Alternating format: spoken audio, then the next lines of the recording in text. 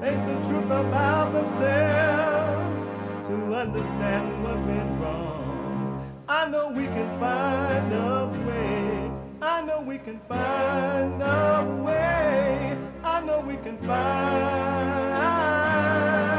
a way to stand up, stand up, stand up.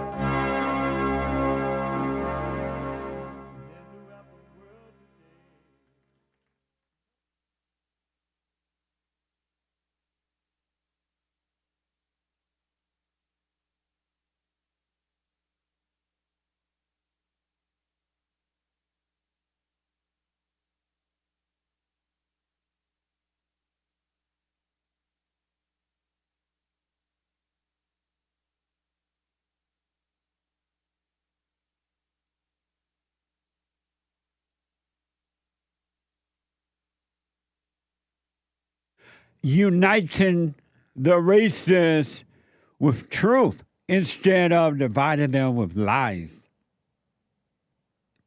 We're also rebuilding the family by rebuilding the man. I'm Jesse Lee Peterson. Good morning. Welcome to the show.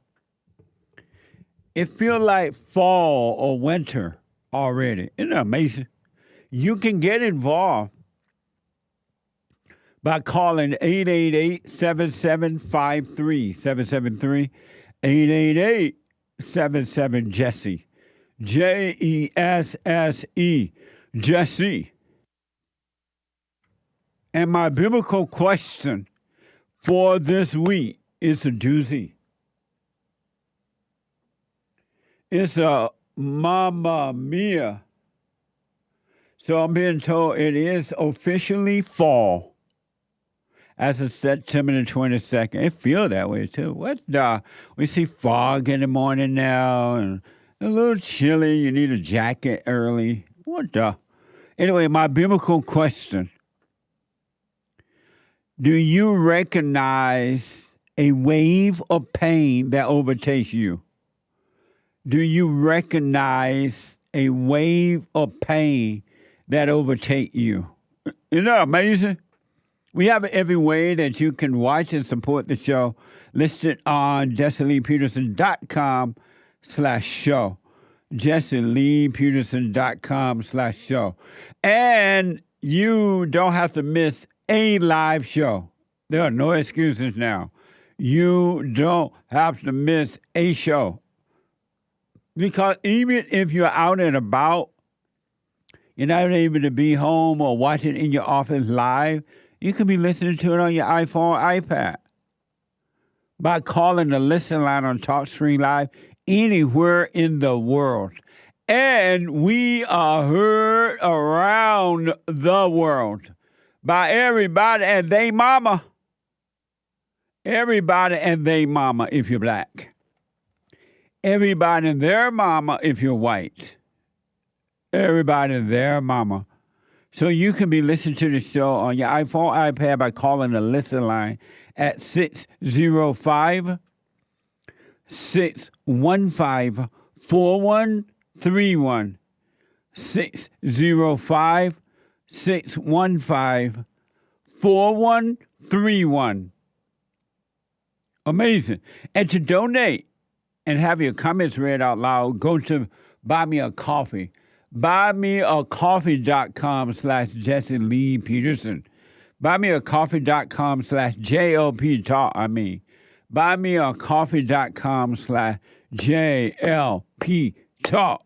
Or Bond JLP Cash App. Bond JLP Cash App.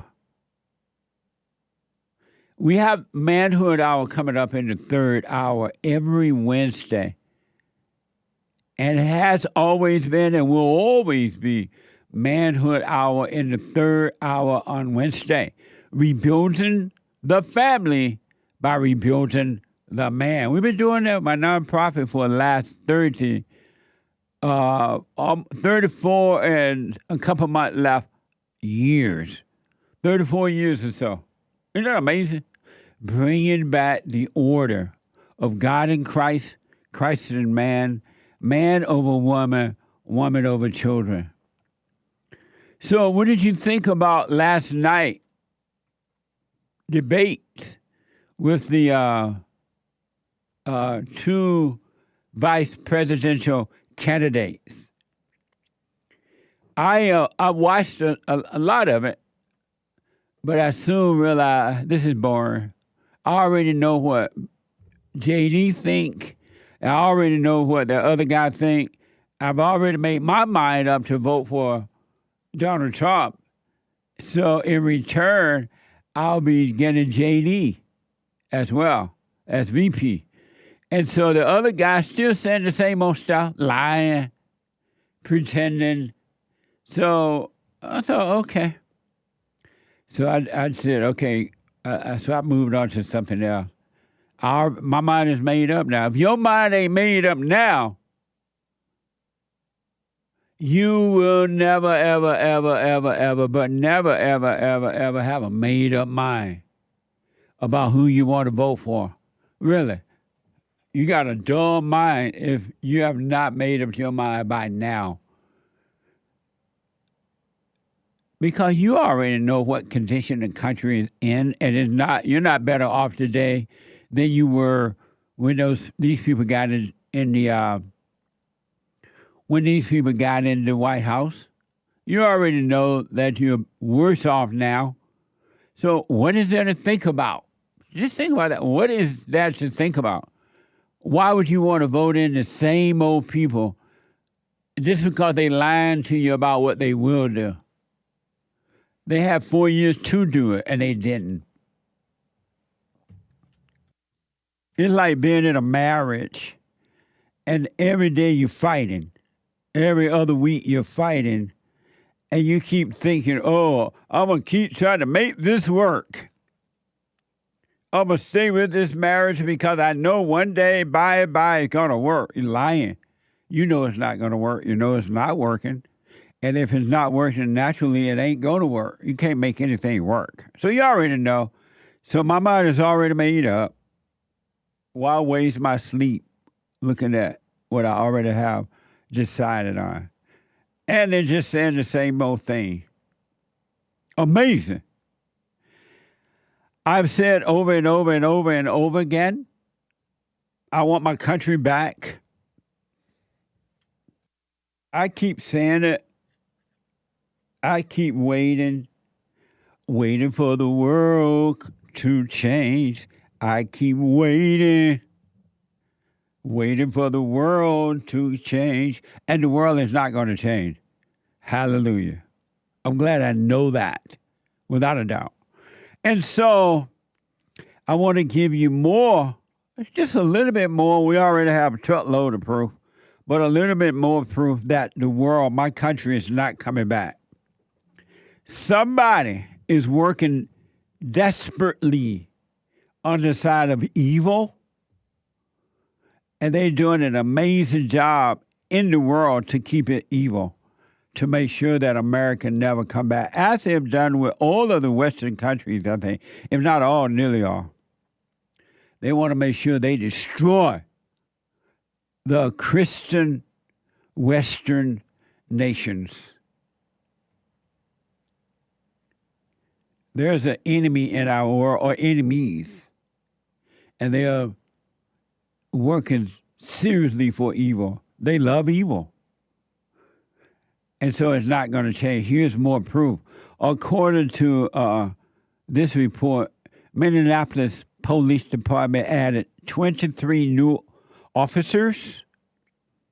Minneapolis Police Department added 23 new officers, including first Somalian woman and a non-citizen. Watch this from KSTP. Watch this. The Minneapolis Police Department swore in new officers. And that includes its first ever female Somali officer. Ben Henry was there and shares what she and other recruits hope to accomplish. Lots of hope there tonight, Ben. There is. The department now has its first ever Somali woman officer and permanent resident, which is a non-citizen who's lived in the community since she was a child. Lindsay, you said it, one word that was used a lot tonight, hope. Mayor Jacob Fry says he sees and feels the department building back up, not just in numbers, but in culture. Joining the department, the first ever Somali woman officer, Ikran Mohammed, and permanent resident, Officer Leslie Vera. Vera is a non-citizen, and Chief Brian O'Hara says she was able to join the force due to a recent law change. They now have a Somalian female as a police officer in the United States of America. Think about all those Allahu Akbar ideas and mentality she has. Now she's in the police department in the United States. Now do you believe me when I tell you that my country is not coming back? Somebody is making sure it doesn't. And listen to this. To make it even worse, if it could get any worse, they had an illegal alien female as a police officer in the United States of America. Minneapolis, according to this report, now has an illegal alien in the police department. Drink on that. Think on that. Smoke on that. You have a female illegal alien in the police department in a Judeo-Christian nation.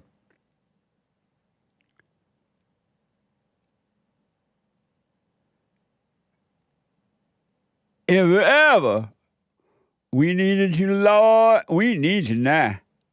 Come by here, Lord, come by here. And come in a hurry. We now have a Somalian police female in the United States. And an illegal alien female. It's bad enough that there are females in the police department. They both are enemies of America. The illegal alien is here illegally. Isn't that like breaking the law? And they reward you by making you a police officer. Police now. Watch the crime get even worse.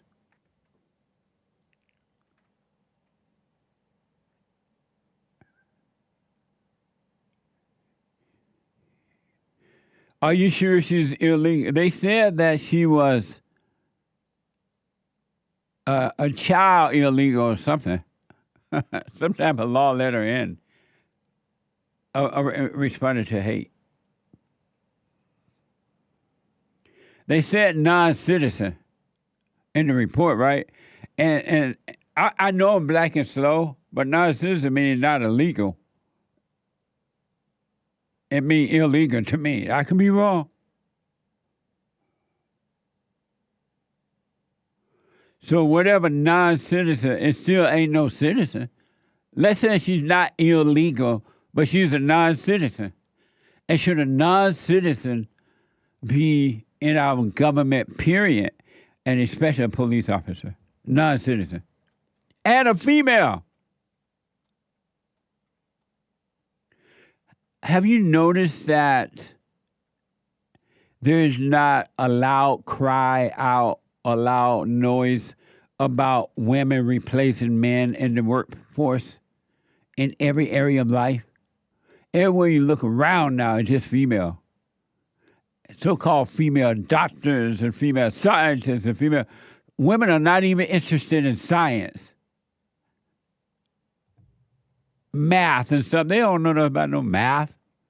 And so they don't even think, they think about cooking and cleaning and sewing and ironing. But someone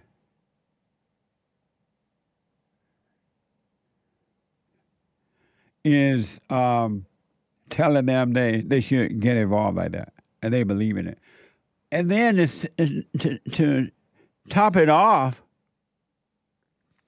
the Somali have on the Allahu Akbar rag on her head. Is she going to go to work like that? Can you imagine you get a knock on your door and it's a Allahu Akbar police officer at the door? What you going to do? Are you going to open that door? Or are you going to go, what? Who are you and what do you want? I want you to hear these two dumb females talking about why they became police officers. They wanted to be in the police department. I want you to listen to this with a sense of consciousness so you can see how dumb this is. This is so dumb and not a reason to be a police officer at all, whether male or female, legally or illegal, citizens or non-citizens. I want you to hear the dumbest, evil reasons that they're given as to why they wanted to be a police officer. Watch this soundbite from KSTP, why they wanted to be police officer. The two reflected on a big night and new career. I didn't see anybody that really looked like me, Latina. I'm sure there was, but I didn't see that. And I was like, I want to be like them. And I want to have that face for my people that look like me. This is what I wanted to do, and it was very challenging. That's why I'm here, and I want to be to be a role model for girls who look like me so they can say, I can do it too. Isn't that amazing? That's not why you want to be a police, dummies. You didn't see anyone that looked like, go back to Mexico and go back to Somali, and then you see somebody look like you. You're in the United States of America. That's not the reason to become a police officer. I wanted to be it because I look and I ain't see nobody that looked like me, and I wanted to see someone that looked like me. And so I want to be a police, somebody with a head rag on your head going to work. What's under that head rag? And I ain't see nobody that looked like me. And so that's why I wanted to be a police.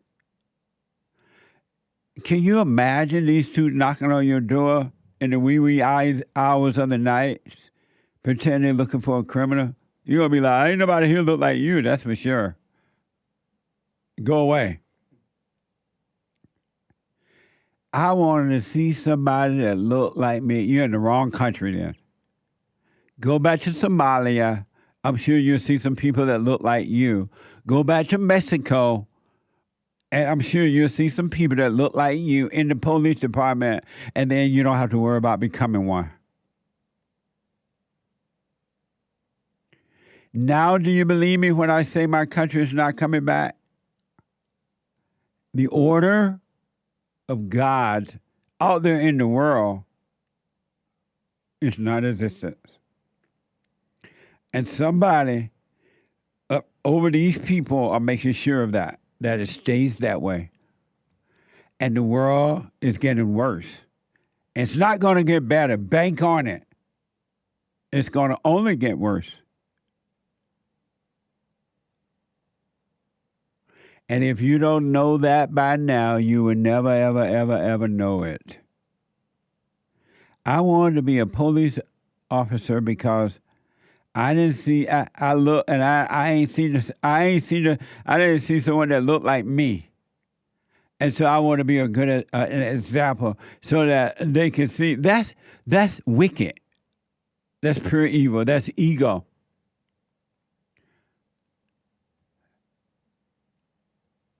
That's ego. And that's not a reason to want to be a police. And you have no business being police officers in America. I don't know what's up with the non-citizen thing they say with that Mexican lady. But non-citizens should not be police officers. And females should not be police officers. So it's double trouble. It's two mints in one.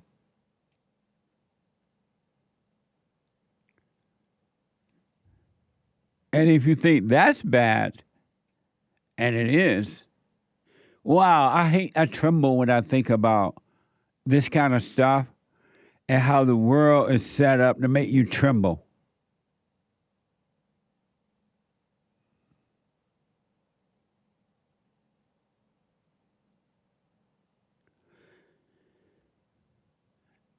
It is set up to make you tremble.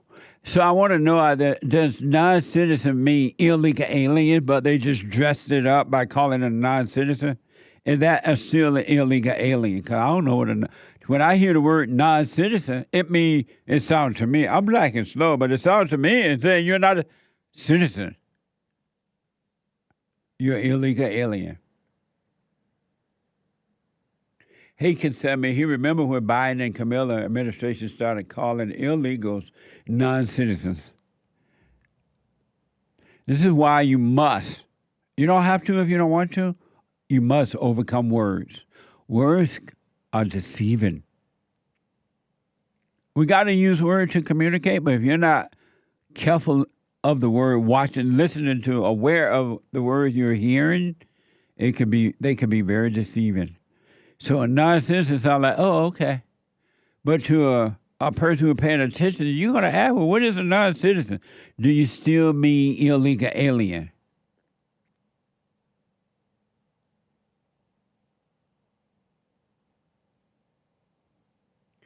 According to NPR 2021, immigration agencies ordered not to use terms illegal aliens under the Biden policy. The term illegal alien and assimilation are out, replaced by undocumented non-citizens and integration. See that? That's what they did with that word racism. They made up that word racism, and they just use it, and they take away whatever it's supposed to mean. And then they've enhanced that word by calling it DEI. They said reparations before and affirmative action. Now they call it DEI. And then you think, oh, that sounds pretty nice. But it's destructive. But if you think that's bad, folks, I'm sorry to wake you up this morning with this news. And I never thought I would see this in Mexico because I've always heard, since being out here, I don't even think they had any Mexicans in Alabama when I was growing up. Matter of fact, I didn't even, if I remember correctly, I didn't even know Mexican existed until I went to Indiana. And there were some Mexicans in the little area that I lived, and I was like, where do these people come from? Mexican? How did Mexican get into America? But I was just thinking out loud. I didn't know what Mexican meant. But and Mexicans, they're supposed to be that thing called machipo. What do you call the Mexican, the strong Mexican man? Machista. Machista. That meant the Mexican man don't put up with it. Right? Right. I'm doing the same thing your hands are doing. I'm doing the quote thing. That mean the Mexican man don't put up with it, right? Well, the Mexican man now put up with a Mexican female in Mexico. They now have a Mexican female in Mexico. Did you ever? Now you know the world ain't coming back. If that didn't convince you with the police, the non-citizen, which is the illegal police, and the Somali police, because they looked and they didn't see anybody that looked like them, and they wanted to be an example. They have a female president, so-called president, in Mexico. Mexico's first female president, Claudia Sheinbaum. This is from PBS. Claudia Sheinbaum, a 62-year, ain't she too old? A 62-year-old scientist, but I thought women's bodies start to fall apart at 62. It's like over. But anyway, that maybe have changed too. They have surgery now. But Claudia Sheinbaum, 62-year-old scientist turned politician, took oath the oath of office Tuesday as Mexico's first female president in more than 200 years of independence. Watch this from KTSM. Claudia Sheinbaum officially becomes president on October 1st. Some people we talk to say they hope for big changes these next 6 years, starting with crime. It's only getting worse. It's not the same as it used to be. In 1960, I used to cross this bridge. There used to be a lot of security, but not anymore. Everything has changed. It's ugly now. We hope things get better with this lady. Some say they are excited to see a woman in office. More than anything, to help the people who need it most. As for commercial, well, of course, we need more opportunities to open up. While others hope Sheinbaum will do more than the previous president, starting with fixing the city's roads and infrastructure. I still complain about the streets in bad shape, the floods. All of that causes lots of damage to the cars. It's a problem because those repairs are expensive. What's wrong with the men mindset? They think that, well, these men failed, so let's get a woman. Why do you think a woman going to make it better when the women were running it before, in charge of the family and all that? Look what happened. Why do you think the woman going to... That's not the answer. U.S. border experts are optimistic about the new female Mexican president. This is from KTSM. Watch this. And because of our proximity to the border, our region will see some impacts that come with a new administration. But experts say they feel optimistic. Now, we spoke with the Borderplex Alliance, an organization that focuses on addressing critical issues in trade, travel, and security along the North American borders. They tell us that this new presidency is a new opportunity to address ongoing issues. Challenges loom. How she addresses the cartel violence not only in our region but around the country. How she addresses energy issues and infrastructure issues throughout Mexico to take advantage of this once-in-a-generation opportunity that not only Mexico has but our region when it comes to economic development, reshoring and nearshoring. Amazing. You think the cartels are going to care about what this female think? They already hate women. That's why they're cartels. You think the so-called drug lords are going to care about what this woman think? They partying it up in the same way that the Allah Abba people partying it up about the possibility of Kamala Harris becoming president. They living it up. They living it up a la loca, whatever. Living la vida loco. Living la vida loca, I'm told, in my ear right now. I knew it was living la vida somebody, and it was local. It's gone. It's over. And they're setting it up, whomever's doing this, they're setting it up so that things get even worse. They're not like, okay, these men that do it right, let's find some men that will do it. They like, these men that do it right, let's vote in some people that's going to make it even worse. The blind leaders of the blind. I suggest do what you want. You start living from within before it's too late because you're not going to be able to handle the things to come. 888-7753-773, 888-77-JESSE. Back in a moment. Your phone calls.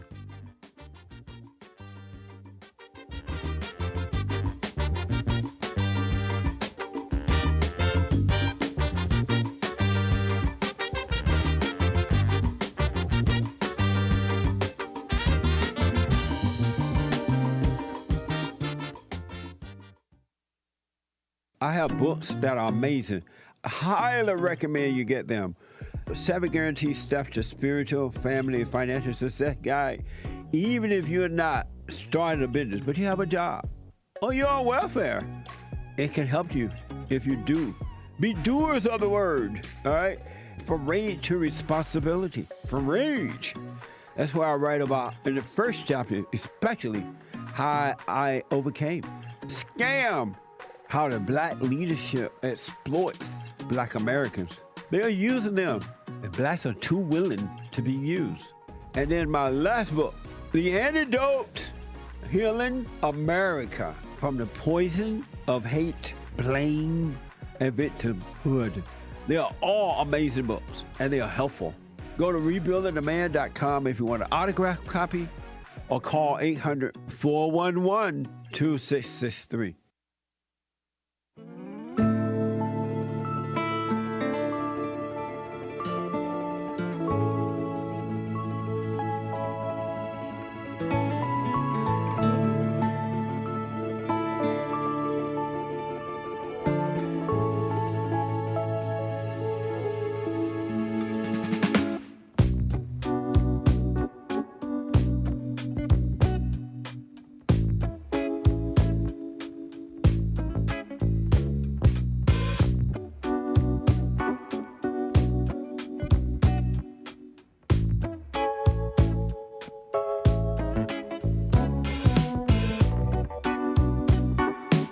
All right, folks, welcome back. What a spiritual battle, huh?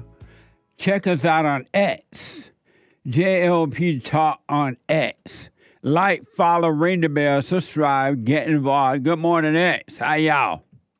And also, we're on Instagram. Like, follow, ring the bell, subscribe, do all that stuff. Y'all know what to do, right? And on rumble.com/Jesse Lee Peterson and cozy.tv/JLP, where Christ is king. Did you know that Christ is king? Over there on Cozy, Christ is king. Christ is king.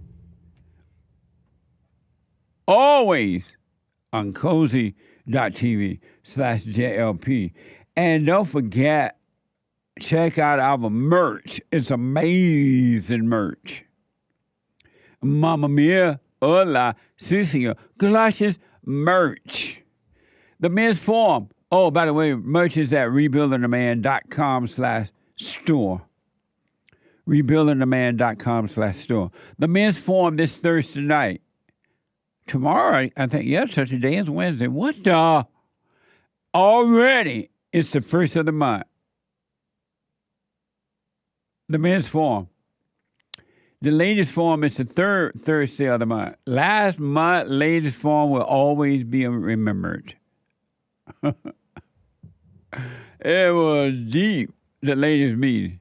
And I think everyone learned something about themselves from that meeting.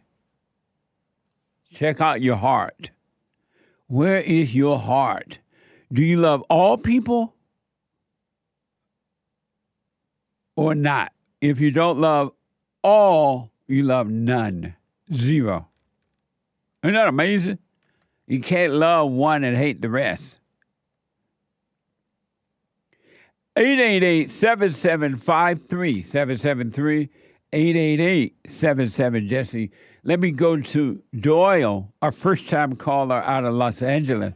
Doyle, welcome to the show. You're on the air. Jesse, remember, it's me, Doyle Walker. I was on your show. Don't put out your last name. Oh, you were on the show? Yeah, in the 90s, remember, I had a shoe shine parlor.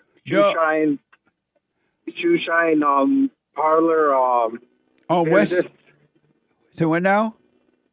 I had a shoe shine business in the 90s. Over on Western Avenue? Yeah. Door from Western Avenue? Yeah. Wow, you still alive? I didn't know you were around. Yeah, and America has gotten worse because remember back then I said I despise border jumpers. I remember that. Wow. Yeah. Doyle, folks, is one of the old timers who were fighting against illegal aliens, trying to shut the borders down way back in the 90s. And he was tough, outspoken. They don't make him like that anymore. Well, right on, Doyle. Good to hear from you. All right, Jesse.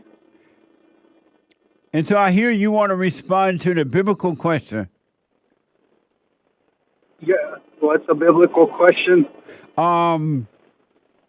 Do you recognize a wave of pain that overtakes you? Well, I have a wave of pain right now because I'm too old.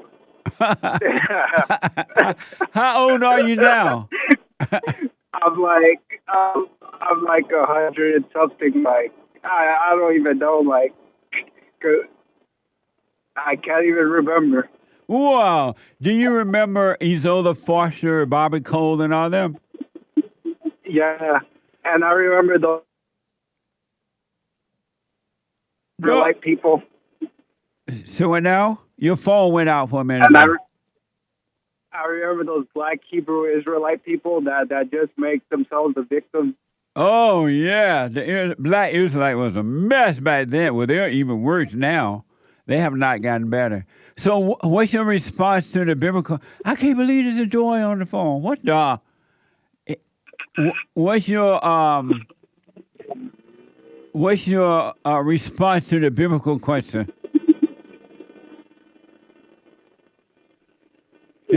Is that it? I have a wave of pain from my country. Yeah, I know what you mean, man. I totally understand. I'm looking at a clip from the show when I had the cable access TV show over in South Central LA back in the 90s. And I see you on that show right now. Amazing. Amazing. Dora, don't hang up. I want you to leave your contact information with my producer, and I'm going to call you today. Okay. All right. It's good to hear from you, man. Amazing. Doyle, I can't believe it. Take his phone number and stuff for me. Okay. Doyle is from the old school, folks. Outspoken. He had a shoe shine shop over there on Western Avenue in the hood. And he was well known over there because he didn't mess around. He fought with us trying to get California to shut down the borders, to stop all that. In the 90s. He's the old guy? He's that old guy? Yeah. With the hat on. That's Doyle. I didn't remember him sounding so white. Are we able to show that? I don't know. No, probably not now. It's not set up. But that's Doyle in the hat there on the TV show. I'll paste it in the chats. Yeah. Wow. See, we've been dealing with this stuff a long time, and things only got worse. It didn't even get better. Isola dead, Bobby Cole dead, Terry Anderson dead, Joy Putnam dead. We all were together on this. Joy Putnam was a TV host there on one of the local networks. Oh yeah, and he was fighting with us too, and we were all fighting together about this stuff. Wow! Hold on, Doyle. Do not hang up. He's going to be with you shortly. Grandpa tell me about the good old days. I had a TV show on cable network at the time, and we're going to show Doyle to you, if not today. James pasted it. Are you pasting it? Yeah, I pasted it in the chat. Right Copy paste. Black Entrepreneurs on Starting Your Own Business, Part 1 of 4, 1992. See there? Way back in the 90s. We're not Johnny come laters here. We're not Johnny come laters. Let me go to Joshua out of New York. Hey, Jesse, can you hear me? Joshua, welcome to the show. You're on the air. Hey, what's up, Jesse? How you doing? All is well. Always good talking to you. Thank you. Can you hear me well? Oh, no problem, Joshua. Go ahead. All right. I just needed some advice because I've been trying to convince my wife that we have to leave New York City because I don't want to live amongst. We're already taken over by all the illegals. Yeah. And I'm trying to convince her that, that we have to go. And I told her that if she's not willing to go, I'm willing to take my son and leave without her. Because she's telling me that it's evil to not like these people. But I'm telling her, what is there to like if they're the ones raping and killing and they're doing all this destruction to our neighborhoods? Like, why would I want to stay in that? Like, I feel like if I stay, it's going to be dangerous for my family. I have a growing son, and I'm afraid that by the time he gets to high school, he's going to be surrounded by a whole bunch of illegals that don't like him because, one, he's American, and he's from here. And these illegals, and some of them that have been here for years, are starting to look at us like we're the foreigners, and they want us to speak their language. It's like, I'm from America. I want to speak only English. I could speak Spanish, but I mean, why do we have to be accustomed to them and they don't want to be accustomed to us? Yep. So I was just seeking some type of advice to see how I can go by through this because it's getting really bad. And so your question for me is what? How do I go by, leaving New York City and not bringing my wife if she doesn't want to come? So why is it that your wife is not obeying you? Because she comes from a family of immigrants, so she feels like I'm being racist. But why would you marry a woman that would not obey you? Why are you even involved with a woman like that? She's starting not to obey because she feels like because she goes to college and she's about to go to school to become a doctor, that she's better. And I'm telling her that it's like, you're being stupid by not obeying what I'm telling you. I'm trying to do this for the good of the family. So here's what I recommend. Number one, do not hate, don't be angry at the illegal aliens, right? Because the illegal aliens they're still human beings created in the image of God. They're not of God, but they are created in the image of God. And so don't be angry. You have to love even the illegal aliens. They're doing what our country is inviting them to do. Our country the government of our country has invited the illegals to come over by leaving the borders open and taking care of them and have no requirement for them except that they vote for them. So don't be mad at the illegal, but you don't have to agree with what they're doing, but don't be angry. And then secondly, you're the head of your wife, and if your wife don't want to move to wherever you want to move to, you and your son pack the car and leave her behind because you're married to a disobedient woman, and a man should never be married to a woman who will not obey. And I explained that to her. I told her, you're not obeying me, and I'm just so just leave her behind. Don't argue with her or anything. You told her, okay, we're moving away from here. It's my job to protect my family. We are moving away. And if she said, no, I'm not going, just say, oh, okay. When she come home one day from work, you and your son will be gone. Leave her there. That's what I'm planning on doing because she's, she kind of likes the way things are going on in New York. Well, leave her there, man. She have a right to stay in her hell. You have no right to try to force her out of her hell. So pack your bags. When she come home one day, you and your son will be gone. Don't even leave her where I went to note or anything. Yeah. Can you tell me what the biblical question is? And don't even argue with her about it. Yeah. You told her we're moving away. I got to protect my family from what I see happening here in New York, and I understand it. And you want to come? If she said, no, I'm not going, you just say, oh, okay. And then quietly pack up, find yourself a place wherever you want to go to, pack up and be gone. That's all you have to do. No argument at all.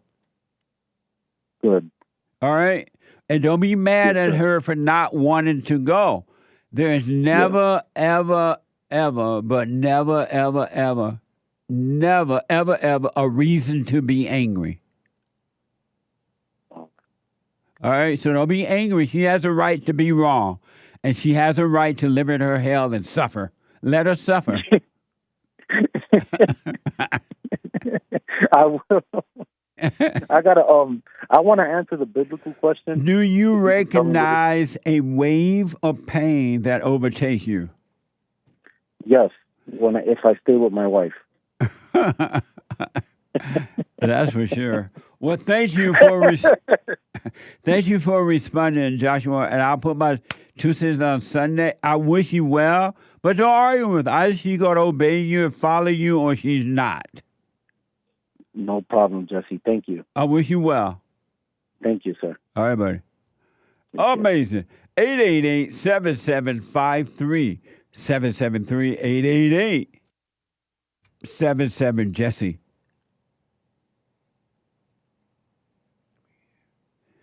Let me go to Jaden out of California. Jaden, welcome to the show. You're on the air. Hey. Hello? Hello? What's up? Hold on, Jaden. I don't know. He said hello, what's up? Is he high? Oh, you got what now? Okay, is he ready right now? Sit with Jay? Sounded like he was ready. Oh, okay. Jaden, let's try it again. It didn't sound like you. Could you hear me? Yeah, I can hear you. Oh, okay. Go ahead. You're on the air. Okay. Yeah, I'll just make this one quick because I want to call you tomorrow for Bible Thumper Thursday. Okay. That's what we were talking about yesterday. But this question is just, you said a few minutes ago, Christ is King. What is that? Christ is King over at cozy.tv/JLP. What about in your heart is he King? I don't know what you mean by that. Like, is he King to you, not just Cozy TV? I don't know what you mean. What does that mean? He's King. I was going to ask you what did it mean when you said it, but now you're saying it's only for Cozy TV. Yeah, it's over at cozy.tv/JLP where they say Christ is King. Do you agree with him? Is he King to you? Yeah. And what does that mean, that he's King to you? You turned the question on me, Jesse. I was going to ask. Because it does. I don't. It has no meaning to me. I don't know what it means. So when they said, I neither agree with it or disagree with it. But you say he is King to you, right? Right. And what does that mean to you? It means that he is above me, and if I find out he wants me to do something, I have to do it. It's not like if I want to, I have to do it. And what do you mean that he is above you? Meaning that he controls my life. And does he say that? Yeah. And where do you get that from? The Bible. That's not in the Bible. So when he said that he's going to be Lord on earth during the resurrection, and he's going to go up to his Father's kingdom and inherit the throne, that doesn't mean that he's above us? He is sitting at the right hand of the Father according to the Bible, but he does not say he is above you. Where did you get that from? Because he says, I am the Alpha and the Omega, the first and the last. That doesn't make sense. What does that have to do with him being above you? Because you know what Alpha and Omega means. Where in the Bible does he say he is above you? He doesn't say that verbatim, but you can So where imply did you get that from? You can imply it. And are you supposed to imply the truth? I mean, yeah. And how is it possible to imply the truth? Because Christ spoke in parables, and he didn't directly say what he was saying. He spoke in parables, so you're supposed to imply what he was saying based off the parables. And where do you get that from, that you're supposed to imply what he's saying? Because that's what a parable is. It's a story that doesn't directly say what he's trying to say, but you have to use your brain to think about what he's trying to say. You can never, ever, ever, ever, never know what God meant or his son Christ meant in your brain. They don't go together. All right. I'll call you tomorrow on Bible Thumper Thursday. We can get into it. All right, buddy. Amazing. 888-7753-773. Super chat. Get behind me, Satan. Super chats. Alan My bad. Ball. I read the Alan Balmer one, right? Yeah, he wanted me to say the B word. We're catching up on yesterday's Super Chats. David said that he served our great nation, the U.S. Navy, in Vietnam. Oh, yeah, we read that one. Tony in California said, hi, Jesse. He saw a funny situation of a young black man pretending to be a DPW worker using a leaf blower. As a young black woman blew by, he blew their wigs off. They chased after their wigs and chased after him. It was very funny. He asks, are black women ashamed of their hair? He used to love their afros. Smile, you're on candid camera. Thank you. I don't know how to respond to that at all. Okay. Thank you, though. Thank you, Appreciate Tony. it. Yeah, thank you, Tony. Caesar, or Cesar, 14 coffees. Very generous. Thank you. God bless America and God bless everyone at Bond. Thank you, and thank you for your support. I appreciate it. Cody, 6 coffees. Love all you guys. Did you see the video of a guy trying to film Trump secretly? And then he sees the guy and gives him a thumbs up and a big smile? Trump did. Trump is one of us for sure and needs to win in November. Heart and American flag. I agree that Trump should win in November, but I did not see the video. Thank you. Jamal bought a coffee. Jesse, is it a mistake to take your family to work events? I've always kept my personal business away from work. I would suggest you always keep your personal business away from work. Now, if you can take your wife there with you and tell her, shut up, it'll work. It'll be a little fun thing to do, but if she's going to be run off at the mouth, I wouldn't take her or the kids. Amazing. Thank you. Pastor Chatelet, Jesse, what does Orange Man have to say to the TDS haters and closet Marxists today? Big smile emoji. Let me check. I have a running war with the media. They are among the most dishonest human beings on earth. Amazing. The Great White Hope. Fight, fight, fight, fight, fight, fight, fight, fight. Thank you. Canadian David with the Rumble rant. Jesse, it is clear KARL is your brother in so many ways. Your caller yesterday, that tribute almost made me boo-hoo. Huge 07 to the man. Oh, KARL Lamm. KARL Lamm. Yeah, KARL Lamm. Yeah, KARL Lamm. He was 97? 97. He inspired at the age of 97. May his soul rest in peace. He was like a brother, a father, a friend. He supported my nonprofit Bond all the way. He just loved the work we did. He supported it. May his soul rest in peace. They don't make him like him anymore. And Doyle, same thing. Amazing. Although Doyle's alive. Doyle's alive. I didn't know Doyle was alive. Me neither. I'm like, what the? And I used to wonder about him when I would go over to South Central. I'm like, where's Doyle? And then my mind would say he did. Terrible. Sorry, Doyle. Because he was so old. Right. Wow. Nice. Okay, quick break. Thank you, all. We'll finish the super chats. We're going to come back. And your phone calls back in a moment. Right after the hate news break. Wow, I didn't realize that I was up. I recommend you get them. 7 guaranteed steps to spiritual, family, and financial success guide. Even if you're not starting a business, but you have a job or you're on welfare, it can help you if you do. Be doers of the word, all right? From rage to responsibility. From rage. That's what I write about in the first chapter, especially how I overcame. Scam. How the black leadership exploits black Americans. They're using them, and blacks are too willing to be used. And then my last book, The Antidote, Healing America from the Poison of Hate, Blame, and Victimhood. They are all amazing books, and they are helpful. Go to rebuildingtheman.com if you want an autographed copy, or call 800-411-2663. A whole lot of mess going on in the world. This is the end already of hour 1 of the Jesse Lee Peterson Show. It is Wednesday, October 2nd, AD 2024. The lines are full, guys. JLP will be right back to your calls. We'll get to the rest of the Super Chats from yesterday and today. Many, many coming in. Appreciate it. But first, take news, not fake news. And by the way, Men's Forum is tomorrow night. It's the first Thursday of the month tomorrow. That is October 3rd. Thursday, October 3rd, AD 2024. That's 7 p.m. at Bond in Los Angeles. Join us in person for the fellas only. Men only. Ages 12, 13, and up. All right? So rebuildingtheman.com/events. Rebuildingtheman.com/events if you need more info. Elon Musk's X, formerly known as Twitter.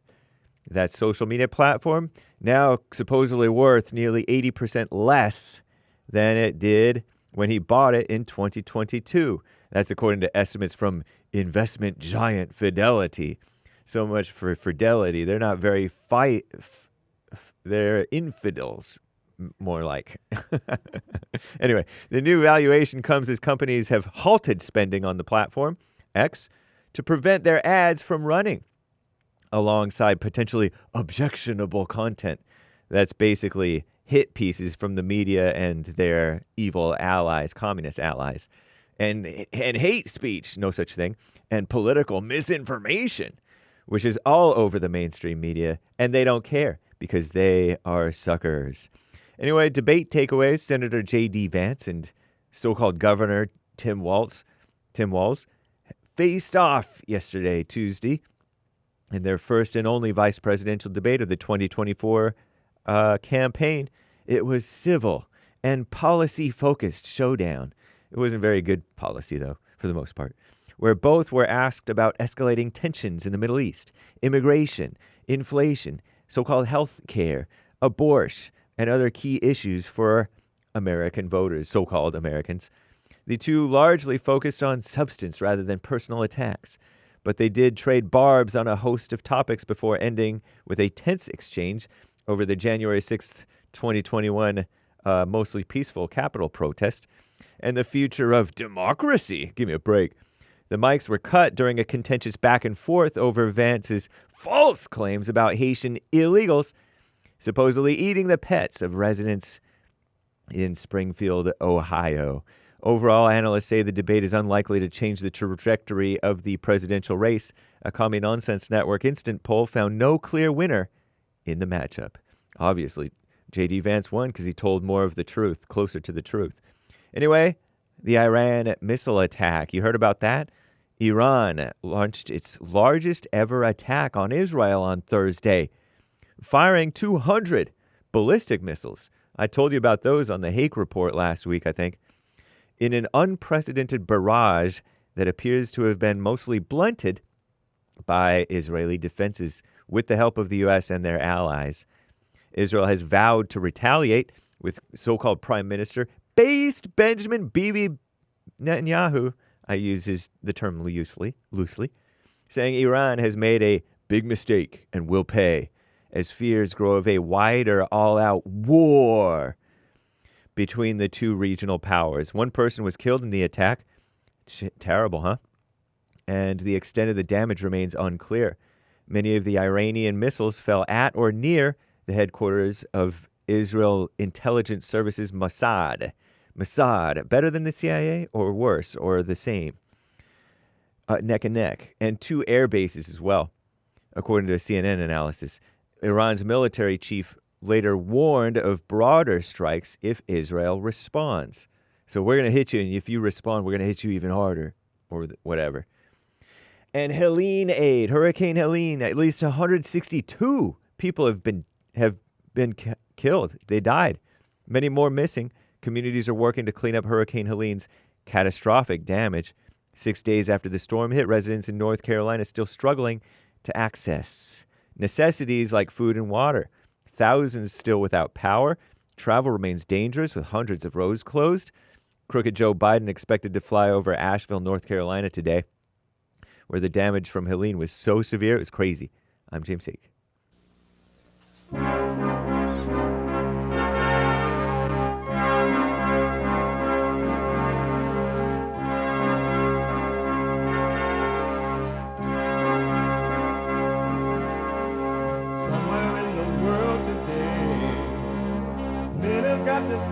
of strong. Ain't the truth about themselves to understand what went wrong. I know we can find a way. I know we can find a way. I know we can find a way to stand up, stand up, stand up.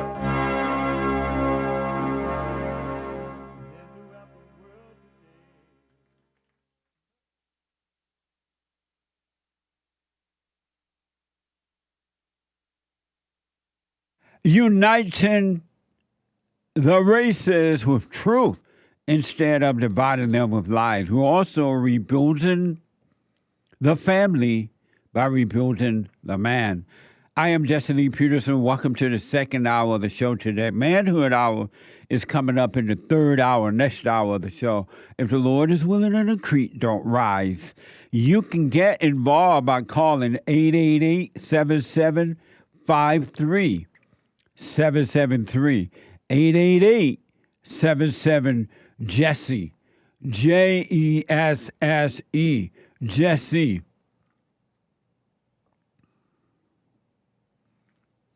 My biblical question, and it's a doozy. And it's for those who want it. Those who don't, stay in your hell, suffer, and die. Really. It's for those who want to overcome by knowing themselves. Know thyself. My biblical question, do you recognize a wave of pain that overtakes you? Do you recognize a wave of pain that overtakes you? Are you paying attention to you? Pay attention to you and completely take your eyes off of everybody else. You'll be surprised. What did Derek tell me to Father State? Oh, okay. Just telling you to mention him. Oh, okay. Where was I? Oh, was I giving out the phone number? Oh, the biblical question. Do you recognize a... Don't be distracting me. What the... Do you recognize... Oh, I was talking about keeping your eyes on yourself. If you want to know the truth, keep your eyes on you. Really. Let ye without the necessity of keeping their eyes on themselves throw the first stone. Amazing. I promise you, if you kept your eyes on yourself, you would never throw a stone. It would be impossible. That was the whole moral to the story when Christ said, okay, y'all judging this woman, let you without sin cast the first stone. Those men became aware of themselves and they realized, oh my God, what am I doing here? They became aware of themselves and they realized they could not cast a stone on that woman and they dropped them and walked away. You will too when you see you.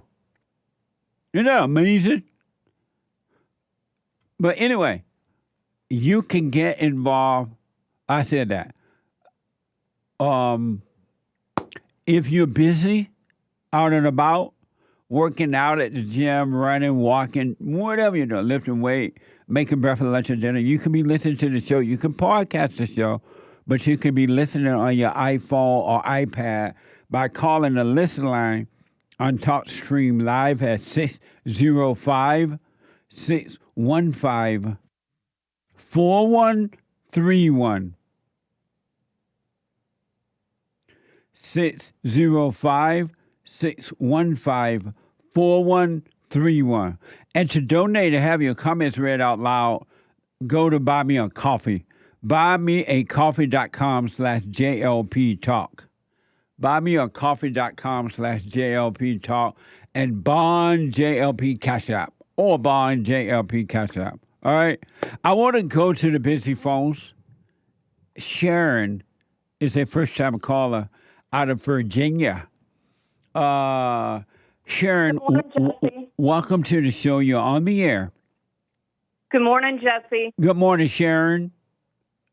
I'm not a first-time caller. I'm actually a long-time caller. Oh, okay. And I'm calling in regards to your Sunday service. When and he asked you, when he asked you was you a first-time caller, did you say I'm sorry, if that you married were a men cheat, first-time they should caller? not tell. When he asked you that, what did you tell him?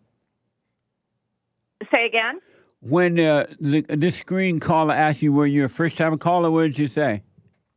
I said no. Oh, okay. So what's your question for me, Sharon? Go ahead. So I'm calling in regards to Sunday service. Okay. And your topic was, if married men cheat, should they tell? As a longtime caller, I think you've given some great advice and guidance over the years, but I have to disagree with you on this topic for a number of reasons. Let me explain, please. So I disagree with your guidance on Sunday because we see a lot of what's wrong in the world today has to do with sex and secrets. And if you don't tell, the lie keeps going. Whether it be sexual indiscretions or sexual assaults or incest or P. Diddy parties or porn. By instructing men not to tell their wives that they cheat, it's keeping the secret or the lie going because it hurts others and forgiveness is not offered.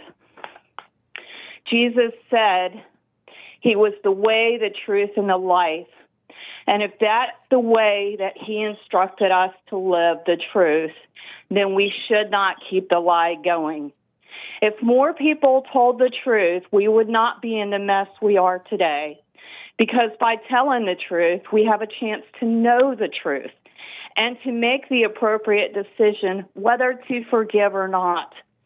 Forgiveness is a big message that you preach, and we cannot forgive others unless we know the truth. Your response? And what is the truth? The truth was written in, and I'm not trying to be a Bible thumper, the truth was written in Hebrews 13:4, and it says, marriage must be respected by all, and the marriage bed must be kept undefiled, because God will judge immoral people and adulterers. And that's what you're talking about, Jesse. And it's adultery. What is the truth? You just read me a scripture from the Bible. What is the truth? The truth is that if a man cheats, he should tell his wife so they can work it out together. Is there anywhere in the Bible where God said if a man or woman should cheat, they should go tell the other one? I don't know that scripture, but No. Is that in the Bible, anywhere in the Bible where God says if a husband or wife should cheat on one or the other, they should tell each other? Is that in the Bible anywhere? I think it's implied because God set standards for marriage. And Nothing in the Bible is implied, period. Either the Bible is true, telling the truth about what to do, or it is not. Isn't anywhere in the Bible where God said if you should cheat on your husband or on your wife, you should go tell one another? Jesse, I don't know that. You do. You would know that. If that was in the Bible, believe me, you would know it. Is that in the Bible anywhere? I don't know that scripture. I'm talking It's about not in the Bible. It's not a scripture. It's not in the Bible. Do you not agree that marriage is a contract? Where in the Bible? No, the marriage is not a contract, but we'll get to that in a minute. Where did this idea come from that if a man or woman should cheat on one or the other, they should tell each other? Where is that? Where did that idea come from? I don't know that scripture. No, but it's not a scripture. Where did that idea come from? Well, it's probably related around the definition of marriage and adultery. Where did that idea come from? I don't know. You tell me. From females, from women who want to control men. God said, bring all our troubles to him, not to another human being. Women said, bring all your troubles to me. I'm God. I will solve them. And all they do is make things worse. That is not from God. That's from the women because they want to control the men. And when the men, in their foolishness, go and tell the woman, they suffer. Every time you tell the woman your issue, you will suffer. Those ideas came from females, not from God. Am I wrong by that? I'm not going to disagree because not all marriages are the same. So do you understand now that that came from the woman? That's why it doesn't work when the man tell the woman? I believe that came from some women who want to control, but not all women want to control, Jesse. When have you ever met a woman that does not want to control?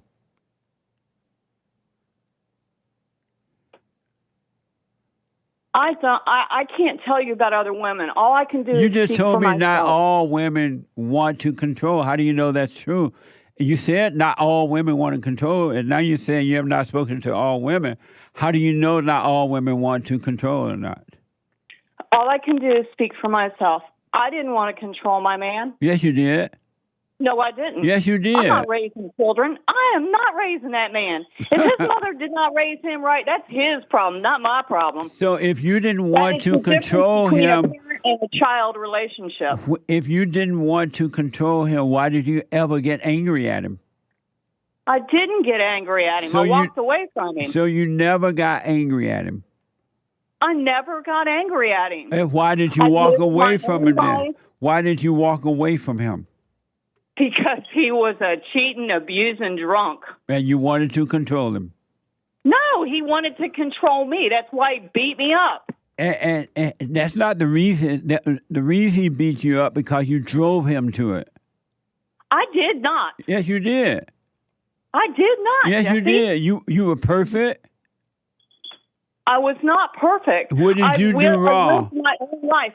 God has What did standards you- for him, and God had standards What- for me. And he what wasn't did- living up to his standards. And if he can't deal with his issues, that's not my problem. What did you do wrong in the marriage? I work too much. What did you do wrong in the marriage? I work too much. Meaning what? I work too much. I worked better than 65 hours a week Well, why would you do that if you were married? because he's a lazy ass drunk. And why are you judging him? I wasn't judging him. You I are. You just judging walked him away right now. from You him. just called him a lazy ass drunk. That's judgment. Well, that's past tense. That's judgment. No, that's on the divorce papers, honey. You're judging him. I'm not judging him. The court judged him. Have you apologized to him for judging him? No, he has. He's not allowed around me, so no. In my own heart, I have, but I don't have to go Why near have him. you? because the Why court have will you intervene. told him that you were wrong for judging him? I didn't judge him. Yes, you He did. judged himself. No, you judged him. That's why you took No, him to he court. did. He drank himself into a frenzy. But you judged him. I didn't judge him, Jesse. I that- didn't buy his liquor for him. I didn't cater to him. I'm not his parent. Does he have children with you? No. He has no children with you? No. Oh, nice. Yeah, I know. And it was because he was acting that way I would not have children with that man. Amazing. He had children with his first wife, and he didn't even take care of them. And So what do you did think you I do wanted wrong? his Hey, seed? hey, Hell no. hey. Why are you telling his business on the air right now? I'm not trying to. You're asking You are. me. I didn't ask you if he had a first wife or not. You asked me if I had children with him. Right, but I asked you if he had a. I didn't ask you if he had a first wife or not. That's true. You didn't. I volunteered that. You're right. See, you owe him an apology for the way you have judged him in the marriage. I didn't judge him. Yes, you did. I put my head down and I You worked. judged him And that he did was not an do his end of the alcoholic. bargain. You judged him that he was an alcoholic. You said alcoholic. You said he was cheating on you and all that. You judged him. I didn't judge him. Yes, you I did. don't even know If if you he was had not- cheating on me, Jesse. What? I don't even care if he was cheating on me. I That's don't not. care. I If you lived didn't my care, life. why I didn't you lived divorce me. him? Because he would not do anything. He was a lazy drunk who became violent. So why did you Would marry you him not then? divorce him? Why didn't you marry He him? wasn't like that at the beginning. Amazing. Sharon, thank you for your call. I appreciate it. Thank you, and I hope you'll hear my warning about please don't. I never encourage listen to the women. lie. No, I don't take advice from women. Thank you, though, Sharon. I appreciate it. Let me go to Robert from Montana. Robert, thank you for calling. Thanks for holding you on the air. Hello, Jesse. How are you doing? All is well, Robert.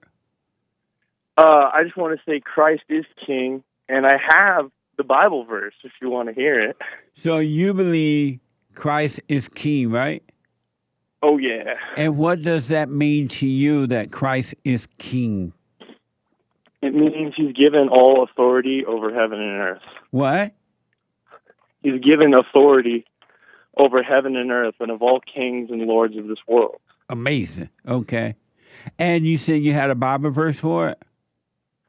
Yeah, I mean, there's more than What's one, but just one to start is Revelation 19, chapter 19, 13 through 16. And it says, he is clothed in a robe dripped in blood, and the name by which he's called is the Word of God. And on his robe and on his thigh is the name was written King of Kings, Lord of Lords. Does that not say he's a king, Jesse? Well, it said it, but that doesn't mean that that's how Christ sees it. Whoever wrote that saw it that way. That doesn't mean that Christ sees it. Christ does not see things the way human beings see them. I agree. But what about the Father, God the Father? In Daniel chapter 7, 13 through 14, it says, Jesus is given dominion and glory and a kingdom that will never pass away. How can there be a kingdom without a king, Jesse? That doesn't even make sense to me. Well, when Christ talked about the kingdom, it doesn't mean the same thing you think it means on earth. I know human beings love kings, they love leaders, they love for someone to be over them, but Christ had no one over him in the same way that we should not have anyone over us. Yeah, I get what you're saying. I'd rest my case on those scripts. And then last time I called, you said there was no Holy Trinity in the Bible. There is no teaching of the Holy Trinity, no teaching of the Trinity in the Bible. All right. Well, I just know that in Genesis 18, it says, God appeared to him at the oak as he was sitting in his tent. And he lifted his eyes and looked, and behold, there are men, 3 men, stood before him. When he saw them, he ran up from his tent to meet them, bowed down himself before them, and said, O Lord, if I have your glory, your grace, do not pass over your servant. So why is God depicted as 3 men in the Old Testament before Jesus? That's not what it's saying, but I don't know what that has to do with a Trinity. There's no teaching of a Trinity. Yeah, there's 3 God beings. Like in John, you're making up 1, stuff, 1 Robert. through 5. I'm reading the script, Jesse. Robert, where in the Bible anything is called Trinity? They don't use the word Trinity, but they don't use the word Bible either, Jesse. So why would Where's you the word the Bible? Right, because the Bible was just another thing that was made up by human beings. In the beginning, it was just letters that the disciples were writing to one another. They were just letters. It's human beings who decided to put it into a book, and human beings decided to put it into a book and call it Bible. Right. I'm just saying the word Bible isn't in the scripts, just like the word Trinity isn't. How do you spell scripts? SCRIPT. I'm white, Jesse. I can spell. You confuse me with a black man, Jesse. Thank you. One last thing, Jesse. Just one last thing is that John 1:14. It says, "Most assuredly I say to you, unless one is born of water and spirit, they cannot enter the kingdom of heaven." And he says, "Go out, disciples, to the ends of the earth and baptize men and women in the name of the Father, the Son, and the Holy Spirit." That's the Trinity, Jesse. All right. Whether you admit it. Robert, if you want to hold on to the idea of Trinity, hold on to the idea and see how far it gets you. Well, you just said it wasn't in the Bible. I'm just showing you. It's right not here in the it Bible. is. There's nothing in the Bible called Trinity. Well, the Cascades didn't write Rhythm of the Night then. All right. Thank you, buddy. Thank you, dude. All right. Amazing. 888-7753. 773 888-77 Jesse. It's amazing how the imagination works. Your imagination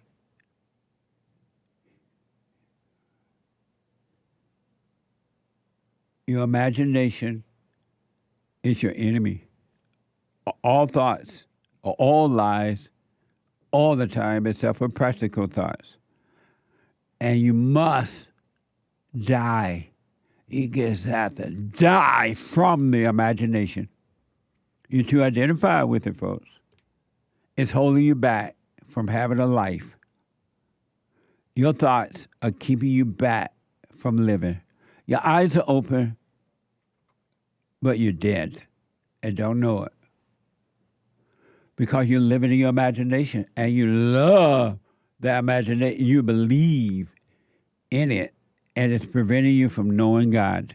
Isn't that like sad when you think about it? You have accepted the imagination as being of God. Some are overcoming it though, men and women. A few. Most are not going to overcome it. They don't want to. They love their imagination. They love believing in it. And there's nothing you can do about it. Leave them there, wish them well. Omar is the first time call out of California. Omar, welcome to the show. You're on the air. Hey, Jesse. Hey, nice to meet you Omar. finally. Good to meet you. No, I'm just a 26-year-old cat, and I work a full-time job, and I'm thinking about getting another part-time job just to make some extra income. And my position right now, I feel like I'm the only one in my family that can get us out of the hood, basically. When you say your family, you mean your wife and kids? No. Who are you referring to? My 2 sisters and my mother. And why are you trying to get them out of the hood? Why don't you let them stay in the hood and get themselves out? I feel like I'm the only one capable of doing that. But that's why you let them stay there until they learn how to be capable of taking care of themselves. You are not their responsibility. Why don't you get yourself out of the hood and wish them well? I don't know. I just felt like I was growing up always, scratch the back of people that scratch yours, especially family, But what does that mean, scratch the back? How did they scratch your back? Basically help me out, when I hit rock bottom myself, just going through some trouble myself and didn't think anybody was there for me. And then they picked me up even though I did them dirty. And that's basically it. That's what I'm saying. Whenever you done dirty to them, hey, I was wrong, I was dirty, I'm sorry. But you still don't owe them anything. Because if they helped you, they did it without requiring or thinking that they would get something back from you. But if they did it thinking that they were going to get something back from you, it was all ego. It was not love. Gotcha. Yeah. Well, for me, that's where I'm at, basically. That's why I called, because this has been on my mind for quite some time, and I'm thinking to myself, damn, like, what am I going to do, I know what I want to do. I want to make more money and get them out, but you're just saying, hey, that's not my responsibility. They're, one's 7 years old, the other one's 3 years old. Right. Where is their father? That's where I'm at. Where is their father? Not present. But and where is their mother? Right there. She's right there. With the house. And so why are you being your mother's husband? Yeah, exactly. That's true. No, that was a question. Why? Why? No, I'm not necessarily being her husband. What? But I can see your point of view on that. No, I'm not trying to be her husband. Then, if you're not trying to be her husband, why do you feel responsible for her children? They have a father and a mother. You're just 20-something years old. Why do you feel responsible if you're not trying to be her husband? Well, not that. Well, I know how it feels to be in that position as a kid, not having someone there. So that's why I'm there and providing financial support. You're not the father. You're not the husband. Your mother is putting a false responsibility on you. She should tell you that you're not responsible to go and live your life. Yeah. How would you be running in your 20s right now as of right now, how would you do it? Well, I don't know how I would do it now, but I do know what I did when I was 20. I went out, got myself a job at 18. I found myself an apartment. I lived my life. Nice. No, you're right, man. Damn, thank you. Appreciate it, Jesse. And what are you thanking me for? What am I thinking before? What do you mean? I said, what are you thanking me for right now? You appreciate what? Oh, just taking my call. Oh, okay. But listen, have you forgiven your mother for making you feel guilty, recreating you in her image? No, I never did. Since you're speaking on that, how would I do that? How would I be able to do that? When you see that you have this anger toward her because she has recreated you her image, and now you feel responsible for her and her children, you go and apologize, Mother. I'm sorry for resenting you for you have recreated me in your image, and now I feel like I need to be your husband. I'm not your husband. Those are not my children. And then go to your father and apologize. Ask him why did he protect you from your mother, and forgive him because he didn't know how to deal with your mother. Your mother is just like his mother. He ended up marrying his mother. And so he didn't know he loved you. He just didn't know how to deal with her. Forgive him and go live your life, man. Yeah. Yeah, I mean, I work so much. I feel like, in a way, I'm lost. I don't know what to do. But start doing the silent prayer. Are you familiar with that? Never. No, I've never done that. I don't know what that is. Go to rebuildingtheman.com/prayer. Okay. And start doing that. You are not responsible for your mother or her children. You are responsible for your life. They are responsible for their life.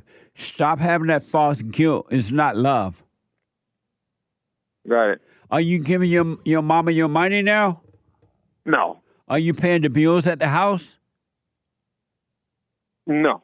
So why do we pay rent? We all pay a piece, but I just help out with my little sisters. Hey, let's go somewhere. Hey, what do you guys need? Groceries, essentials. And does your mother have a job? Yes. Okay.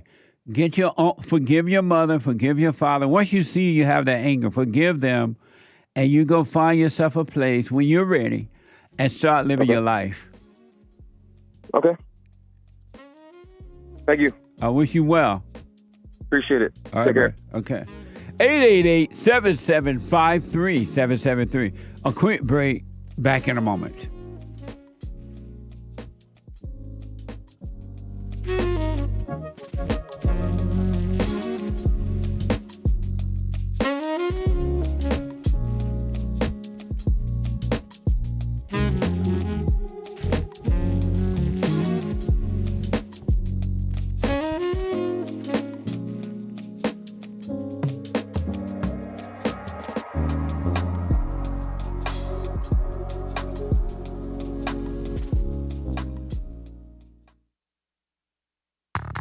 I recommend you get a copy of my book, From Rage to Responsibility.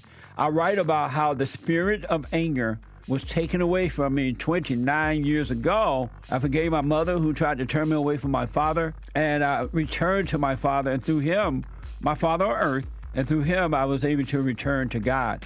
No man or woman can return to God unless you go through the Son. And men are sons of God. They may be weak, pathetic examples of it, but it's the spiritual order of life. God in Christ, Christ in man, man over woman, woman over children. So get from race to responsibility. I write about that. Go to my website, rebuildingtheman.com for an autographed copy, or call 800-411-BOND. And donate to my nonprofit, Bond, the Brotherhood Organization of a New Destiny. We are rebuilding the family by rebuilding the man.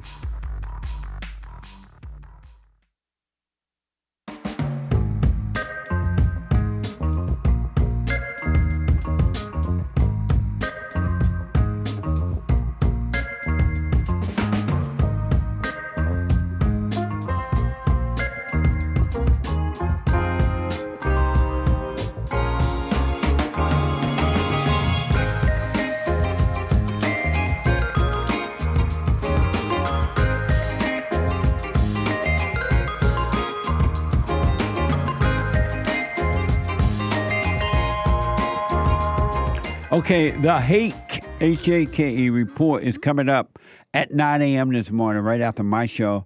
The Hake, H-A-K-E report.com. And at 11 a.m., Joel Friday TV at 11 a.m., both Pacific times. Joel Friday TV, he black, at 11 a.m. Pacific time. And then at 12 noon, well, there's no episode today, live episode, but check out Punchie TV. Punchie TV. It was an interesting show they just did. They had a lady on with them, and the lady, here's a teaser from that. But people lie, though, you know? People will, like the man will say, oh, yeah, I'm committed to you in order to get the sex. They like what they hear. I think it's really important for people to be honest. Otherwise, they're tricking you into a sexual relationship. How does it work for you? Looking for someone to make me really hard, then lie next to me and talk about physics. That's real? Yes. Every woman I've ever met really into sex is miserable. Punchy.tv. Check it out. Punchy.tv on YouTube and Punchy.tv. I find it so interesting how women are always telling people they need to be honest when they're the most dishonest human beings on earth. They don't even tell the truth themselves. What the? But there are women who starting to wake up, that's for sure, around the world. They're starting to say, you know what, Jesse, you're right. I got to pay attention to me. I got to forgive. I got to take control of my life. That's happening slowly but surely. And then at 4 p.m., the American Anchor Baby. Did y'all catch the debate on the American Anchor Baby show last night? You can podcast if you didn't. The American Anchor Baby at 4 p.m. Pacific time. Energy all over the place. Given to him by God. It's not on loan, it's given to him. The energy of God dwells in the American Anchor Baby. It lived through him. It lived with him. It is of him. Full of energy, the American Anchor Baby. All right? And the men's forum tomorrow night, Thursday night, every first Thursday night, meeting for men only at 7 p.m. Pacific time. And then the third Thursday night for ladies only. The ladies are waking up. Not all, but most are. It's amazing. Let me go to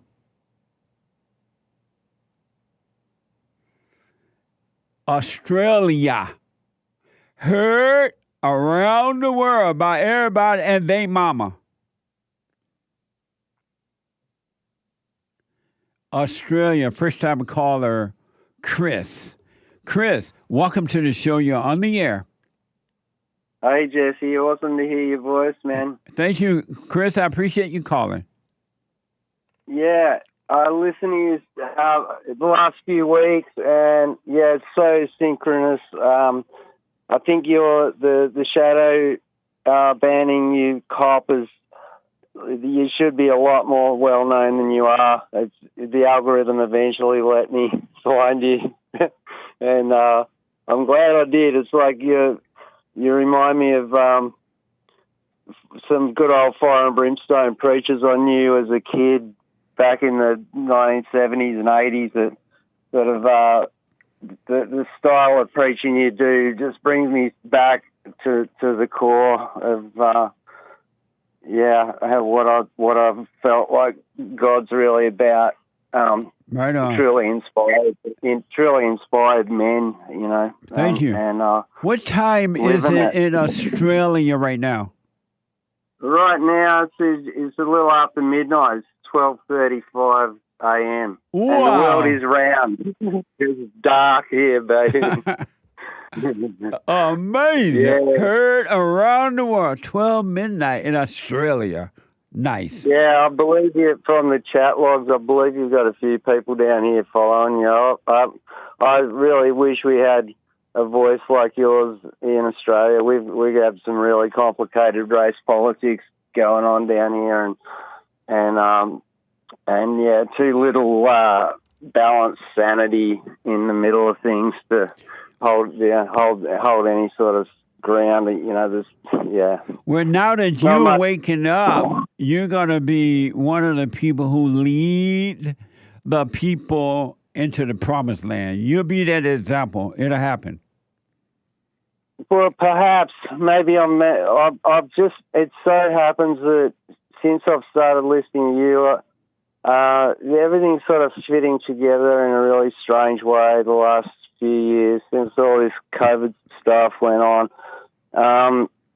I went full on anti and protesting and, researching the hell out of everything. And I was already way down the rabbit hole before all this stuff. Right. And then the last few years I've just taken off work. I'm a 57-year-old now, truck driver. I was road train driving, ex-nurse, ex-glassblower, ex-arts manager, Aboriginal arts community manager, all sorts of stuff, and health sector, palliative care, all sorts of careers, and had a pretty interesting life. But I was abused as a child in early high school, and my mother's been on my case ever since to sue the state, get this guy prosecuted, whatever, something. Nothing ever happened about it, and it just so happened that 2 years ago the laws changed and they removed a sunset date on these type of cases, and I just won over $1 million settlement. Right on. Having had a real, I've never had more than about 20 grand in my life. Amazing. So did you have a question for me? Yeah, what to prioritize, knowing where my heart's at is I want to come and say hi and be. I'm not putting you on a pedestal, some kind of Superman. I really admire you, and I'm in a situation where I'm able to go around the world and meet some people who I really admire, and I can't think of anything better to do than that, rather than going and buying a fancy boat or, I already live on a boat. Or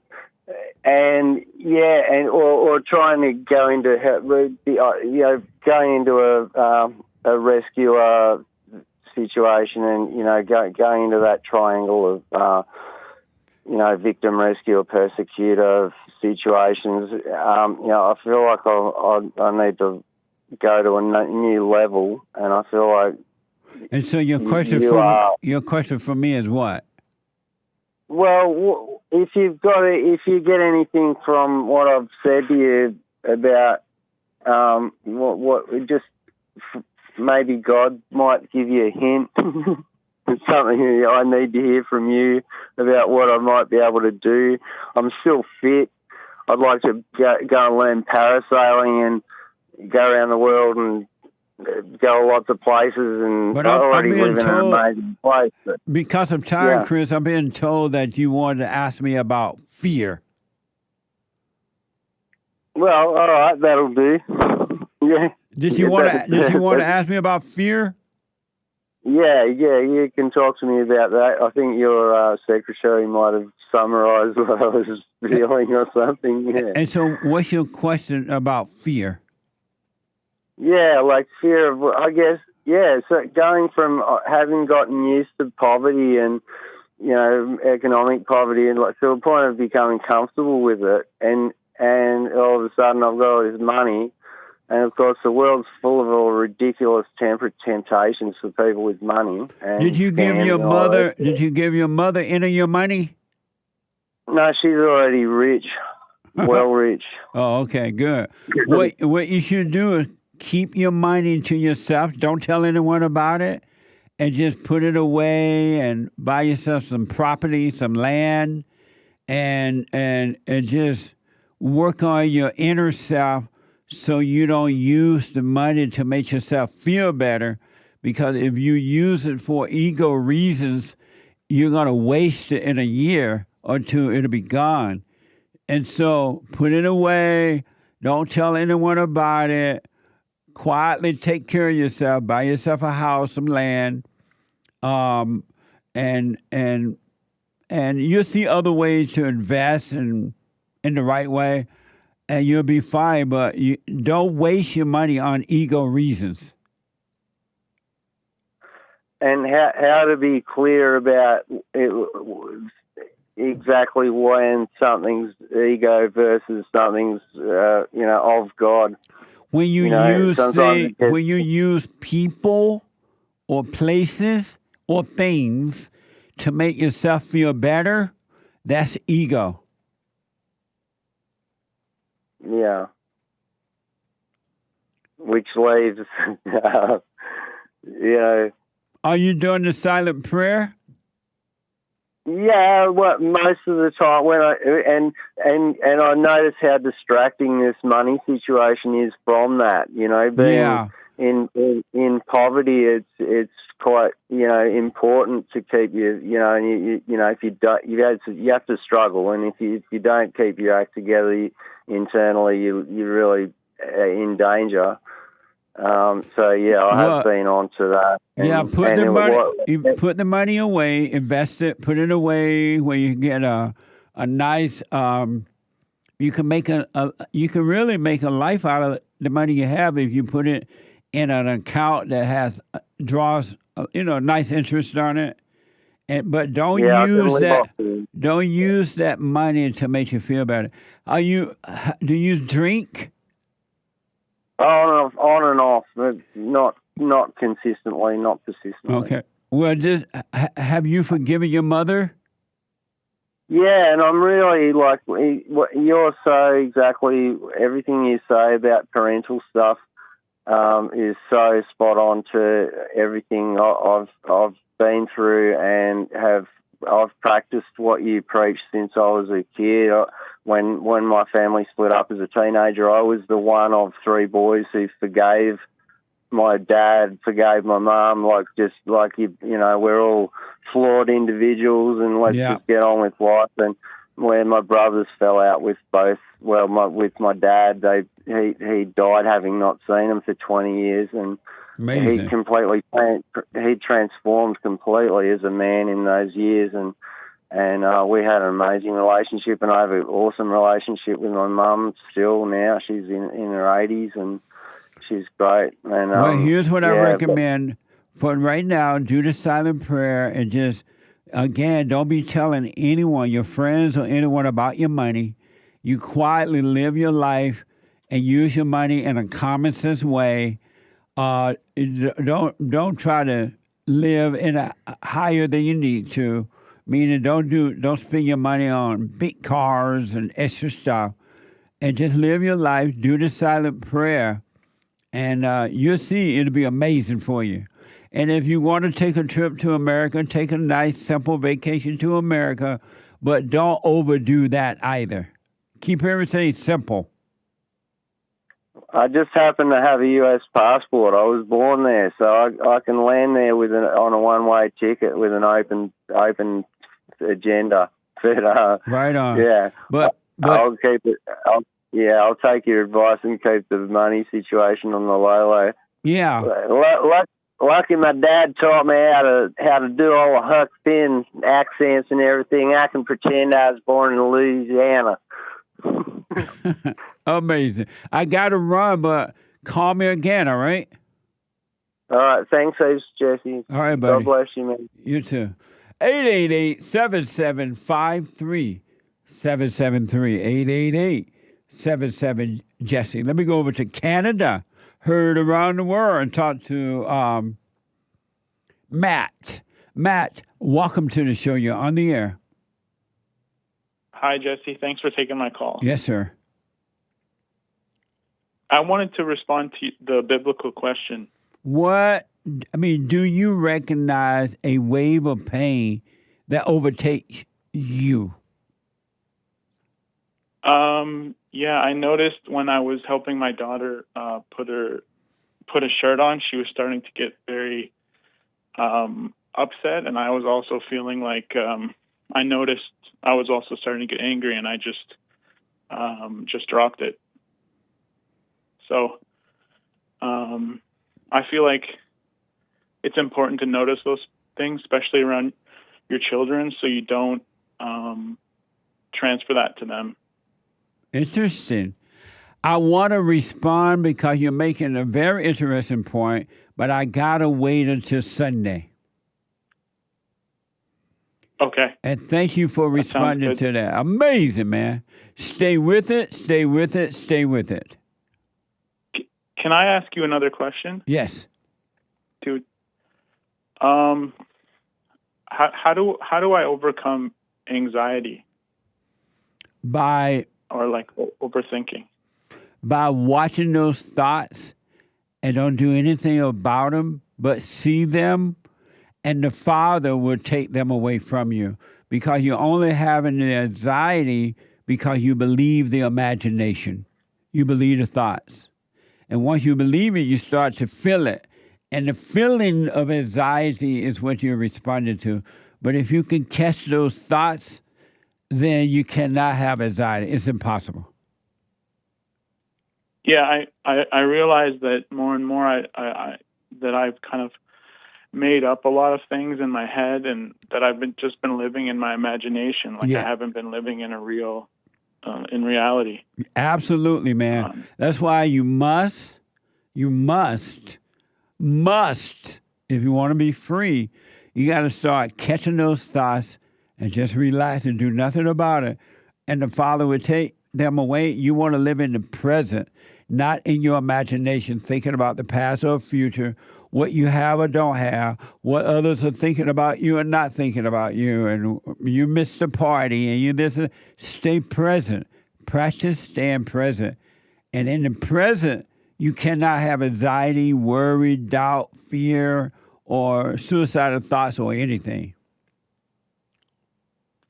Yeah, I appreciate it, Jesse. I'm gonna keep working on it. Are you doing the silent prayer every morning and night? I'm doing the silent prayer at night, and in the morning I'm doing it in the morning, and then I'll do it at night sometimes. And so are you doing the silent prayer every morning and night? No. And how will you become present if you don't practice it night and day? I won't be able to unless I do it morning and night. Yeah, and then during the day, when you're caught up in your head thinking about what's going to happen or what has happened, just bring your mind back to your body. Your body is always present. You got to keep your eyes on the imagination, on the thoughts at all times, 24 hours a day. And in the beginning, it's going to be difficult to do that. But if you stay with it, eventually it'll become easy and normal.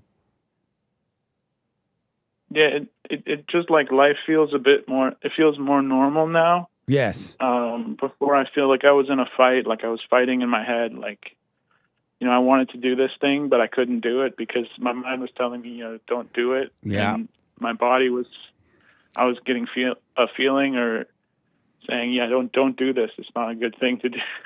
So you gotta. I just feel like things are more normal.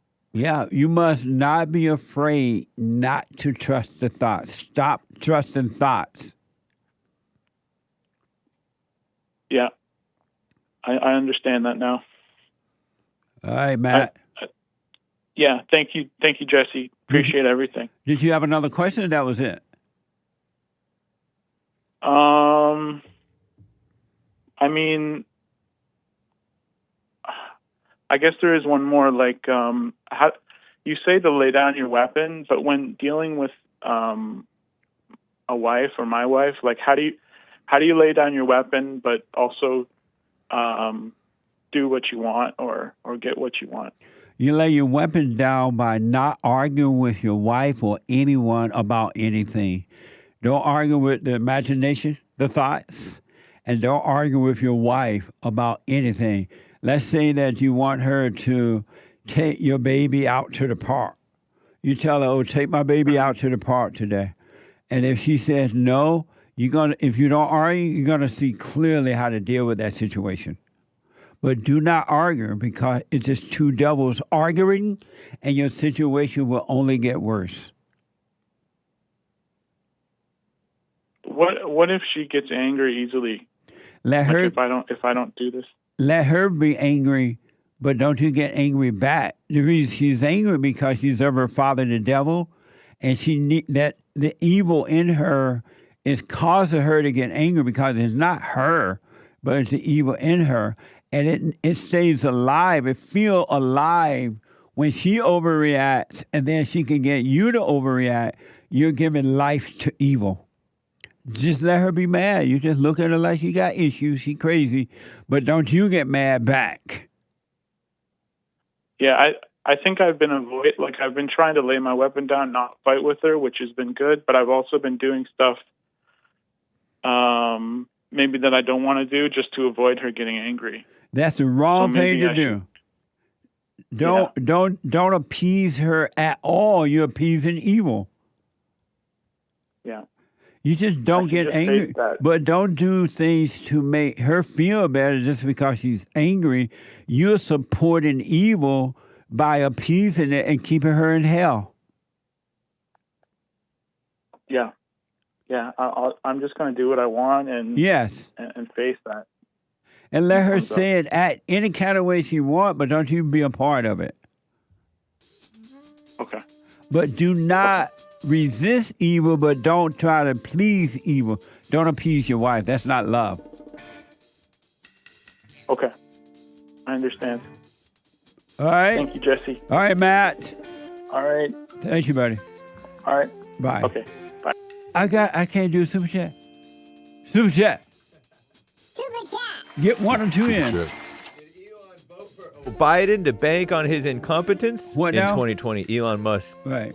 Is he really a genius? Then how could he be so dumb? I just can't wrap my little woman head around that, says Dawn. Amazing. Thank you. And by the way, Canadian David said that tribute almost made me boo-hoo. Huge 07 to the man, KARL Lamm. Right on. You honored last hour. May his soul rest in peace. I got to take a quick break. When I come back, we're going to finish your super chats and your phone calls. Hate news, not the fake news. I'll be back in a moment. Thanks to God. It is the best counseling service on this side of heaven. I counsel with men and women, families, and individuals around the world. Most people are unhappy. They're miserable. They have rough lives. They're depressed, suicidal, young and old, of all races. I understand. I know why, and I do understand it. Because exactly what's happening in me is happening with everybody outside of me, inside of them. And I've noticed that with those who really, really, really want to understand, they overcome it just like that. Out of one counseling session. If you need counseling, you can go to rebuildingaman.com or call 800-411-2663. 800-411-BOND. Best counseling service on this side of heaven.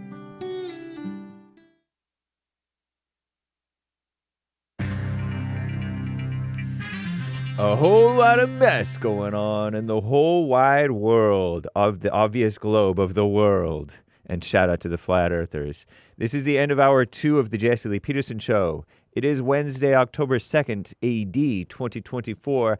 Manhood hour is coming right up. And JLP will be right back to the Super Chats as well as your calls. The lines are full, guys.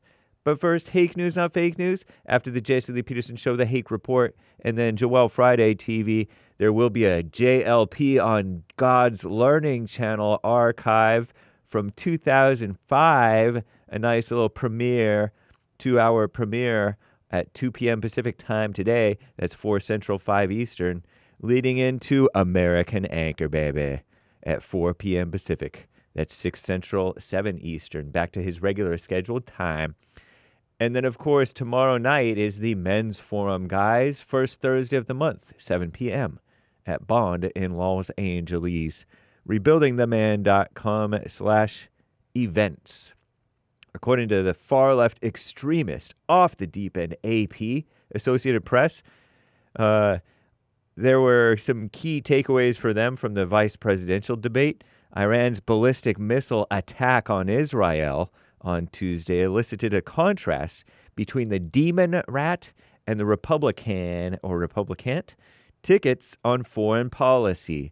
Walz promised steady leadership under Harris, Kamala, please, while Vance pledged a return to peace through strength with our greatest president, Trump, returning to the White House, hopefully, because there were no new major war breakouts under Trump. Am I right? I'm pretty sure I'm right. Tim Walz pounced on J.D. Vance repeatedly over abortion access, communist buzzword, and a euphemism for killing the babies in the womb and sometimes outside the womb, and so-called reproductive rights, as the Ohio senator tried to argue that state-by-state matrix of abortion laws is the best and ideal approach for the United States. They said tried. Walz countered that a basic right for a woman should not be determined by geography. A basic right to kill the baby in the womb? What a snake in the grass. I don't like to talk about my faith much, said phony Tim Walz. A male Democrat, embarrassing. And he's like 60 years old or so. He had several verbal stumbles on a night in which he admitted to misspeaking often. Some people call it lying, but it may well have been just misspeaking. You know, people like to brag, and sometimes they overstate what they meant. He confused Iran with Israel when discussing the Middle East. So what? At one point, he said he had become friends with school shooters. Good for him. See, I like this Tim Walz guy. We should be friends with everybody. He stumbled through an explanation of inaccurate remarks about whether he was in Hong Kong during the 1989 Tiananmen Square massacre, as if anybody cares. Nobody cares. Dumb female moderatoresses. What a terrible thing. You know what else is bad? Yeah, the far-left female-run outlet The Skim reports that California is scrapping legacy admissions at private colleges. How are they going to do that? Did your parents graduate from Stanford, which is a private school, or USC, University of Southern California, also a private school? California doesn't care. College applicants will no longer be able to rely on connections to alumni or donors for admission to private California universities. The evil government micromanaging and meddling in the affairs of private schools. Gavin Newsom, Democrat from California, signed a bill into law earlier this week banning the practice of legacy and donor admissions at academic institutions like Stanford and USC. Effective fall 2025, private colleges in the state no longer can run the business like they want to. Private colleges have continued the practice even though public universities in California stopped decades ago, in part to help boost endowments that fund campus programs and scholarships. USC, Stanford, Santa Clara University. At least 13% of their emissions in the fall of 2022 had legacy or donor connections. I think they're trying to do it because they got rid of affirmative action, supposedly. I'm James Hake. Now back to JLP, Hour 3.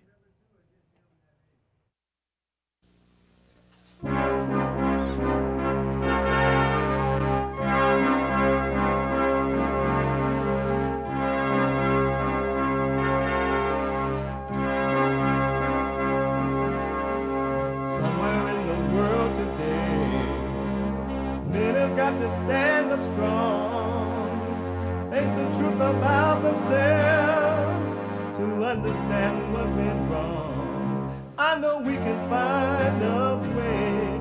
I know we can find a way. I know we can find a way to stand up, stand up.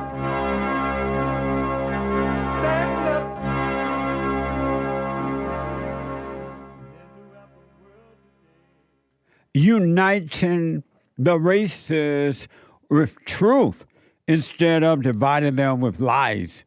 We're also rebuilding the family by rebuilding the man. I'm Jesse Lee Peterson. Welcome to the third hour of the show today. You can get involved by calling 888-7753-773. 888-77-JESSE. Jesse. Jesse. And my biblical question for this week is a doozy.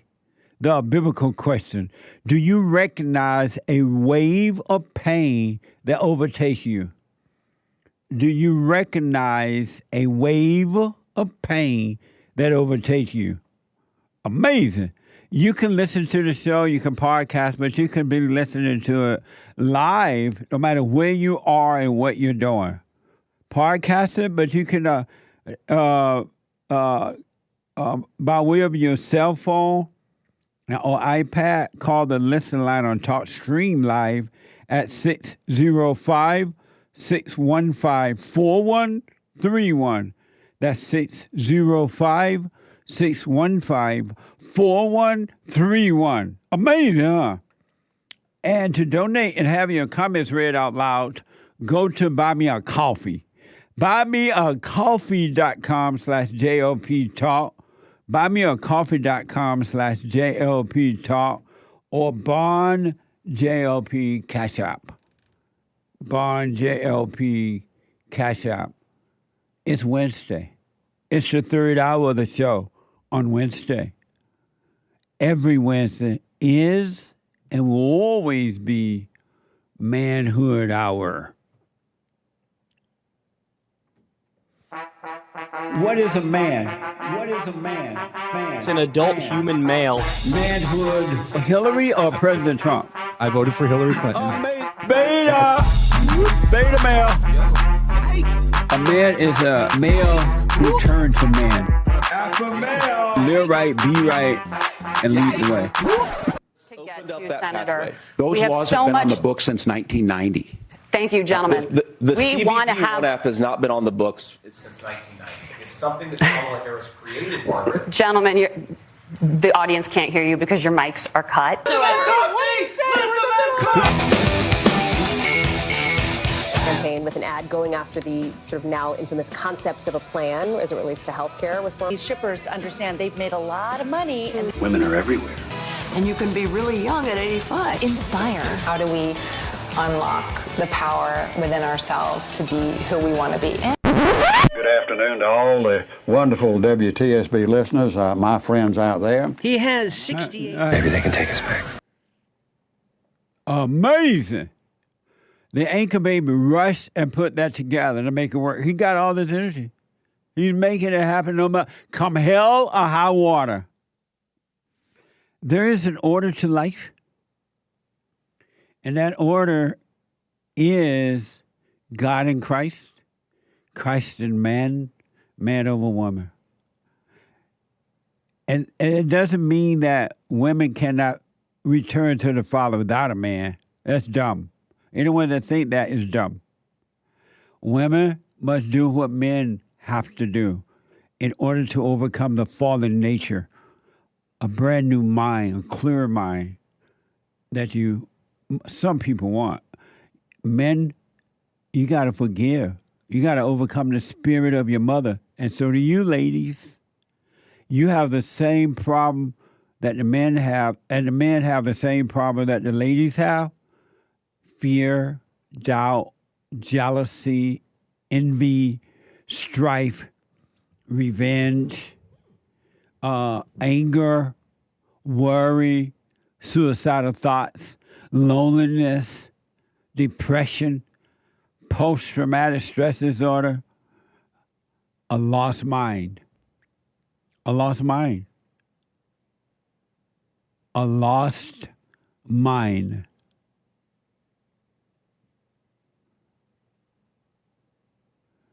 You must be born again. Meaning, because the Christians don't even tell you what it means to be born again, they don't know, is that you must overcome. If you want to be free, you don't have to do it. There's no requirement that you have to do it.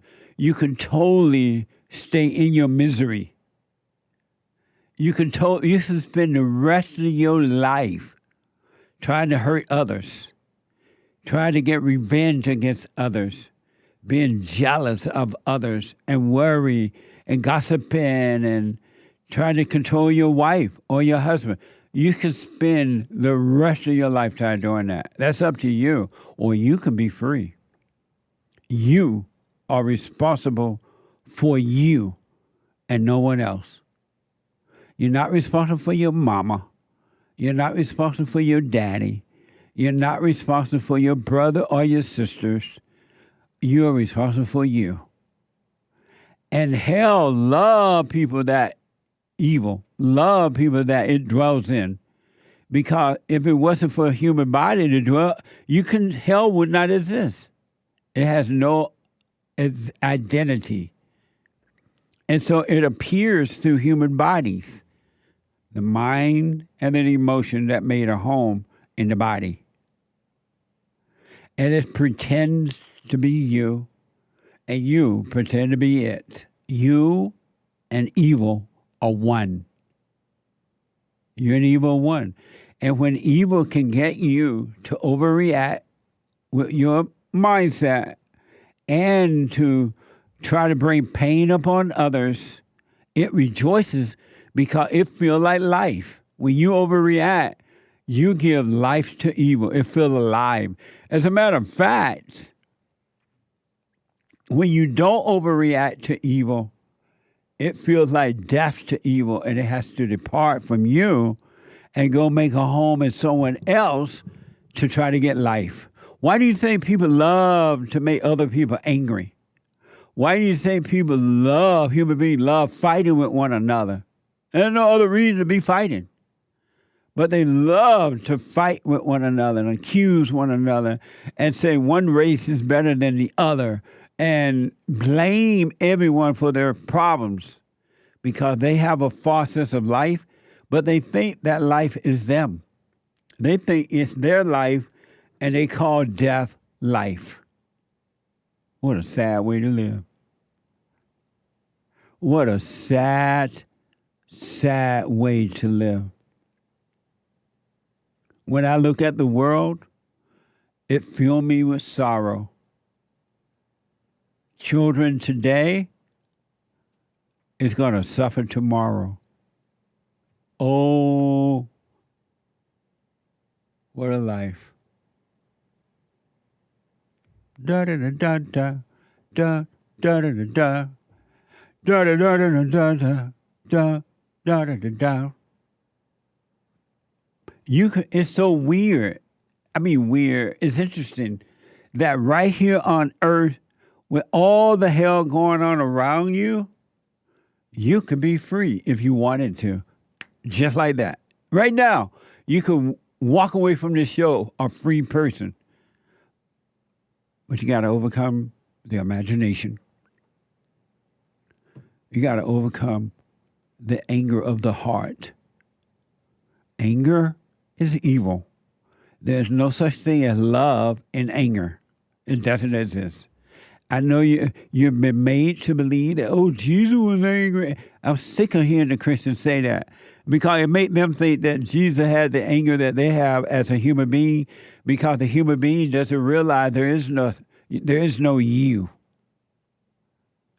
There's something that made a home in your body that is angry, but you think it's you, and then the devil tell you, and the preachers tell you, when Jesus was angry, and then the devil tell you, yeah, see, Jesus was angry. And so you're like, oh, yeah, Jesus was angry, so I have a right to be angry. You've been deceived. There's no peace in anger, zero. No peace in anger, you have fear. Anyone that has anger has fear. Anyone that has fear has anger. Anyone that has anger is a murderer and cannot be trusted. Trust not an angry person. I don't care who it is. There's no love in anger.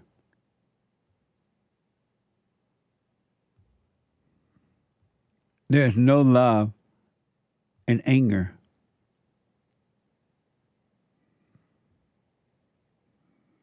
Isn't that amazing?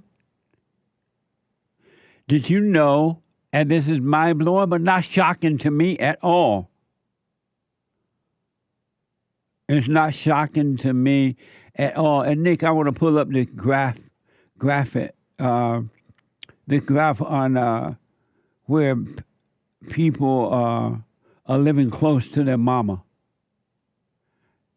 And I believe it's in the third hour. Let me see here. Yeah. New York, this is from the New York Times. According to Upshot analysis, the typical adult live only 18 miles from his or her mother. Think about that. According to the New York Times, this is from the New York Times, according to Upshot analysis, the typical adult lives only 18 miles from his or her mother. Yeah, the typical, like it says here, the typical American lives only 18 miles from mom. And it's got you can see the country here. Yeah. It's divided up in different quadrants and different sections here. And each of these regions shows the median distance from their mother. That's amazing. All the way to the Pacific coast. Most typical Americans live around 26 miles from their mother. What do you think about this when you hear? This is new to you too. I've been. What do you think about this? So the furthest is 44 miles. What is 44 miles? Down the road. I still feel Canadian. At the end of the block. Pretty much. That's still within what? Yeah. Two hooves and a holler. Yeah, that's like in a city, right? Yeah. Within the city. Let me see. I'm looking at my scale. I'm looking at a map right now. 40 miles. So imagine like Los Angeles to like Palm Springs, maybe? He says that 44 miles is within an hour or so. Oh, yeah. See, that's how the Canadians say it. Within an hour. See, I've been a lot farther from family for a long time. Me too, man. What the? And for all the ways that I have not, for all the ways that all people kind of avoid to grow up, this was like, there was no way I could not grow up in a lot of ways, just being far, just by that alone. It's a shame, I guess. I don't know. That's not really the word I want to use. Can you imagine that if this is true, and I can believe it because every time I talk to somebody, they got mama in their house or they live right down the road from mama. That's evil, folks. That's not love. That's wickedness. Your mother has set you up to control you for her own personal ego. Her own personal ego. She won't let you go live your life. She's living through you. And then when you die, and you will, she finds somebody else, another child to live through, or the grandchild or somebody.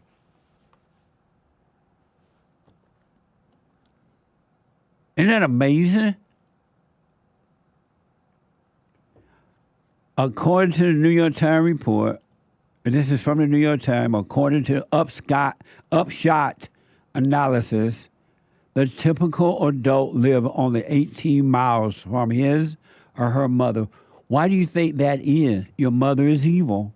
And it's not her, but it's the evil spirit that made a home in her, and she wants to control you. Because she's lost and unhappy and miserable, and she's been living through the children, and even as an adult, she wants to continue to live through you and your children to suck the life out of them and destroy them for her own personal gain.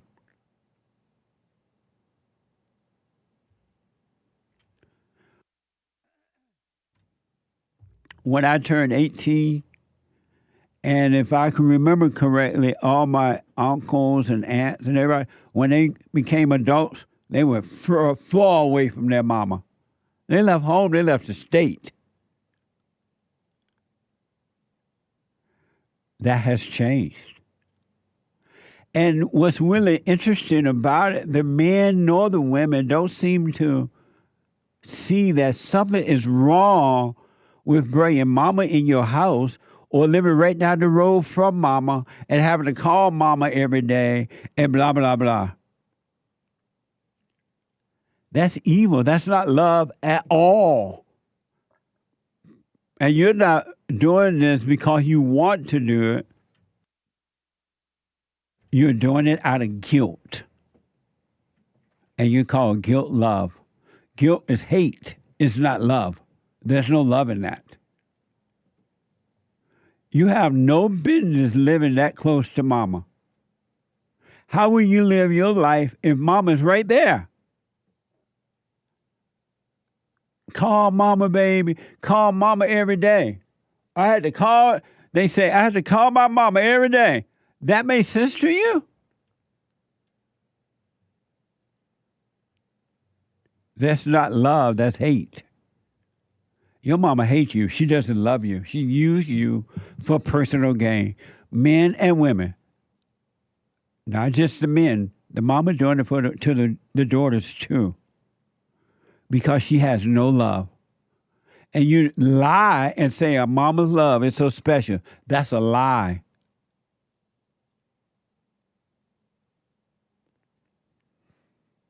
I moved from my grandmother and grandfather at age 18 to Indiana. At 18, then I moved on to California, 18 years old. I didn't have to call every day. I didn't think to call every day. I didn't write letters. No one told me to because you're free. They're not trying to live through you. Nowadays, mama lives through the children and she destroys them. You have no business living that close to your mama. God said, when you get married, take your family far away from your parents. Away, because he knows that the mama ain't going to let a marriage last. She want to be the wife.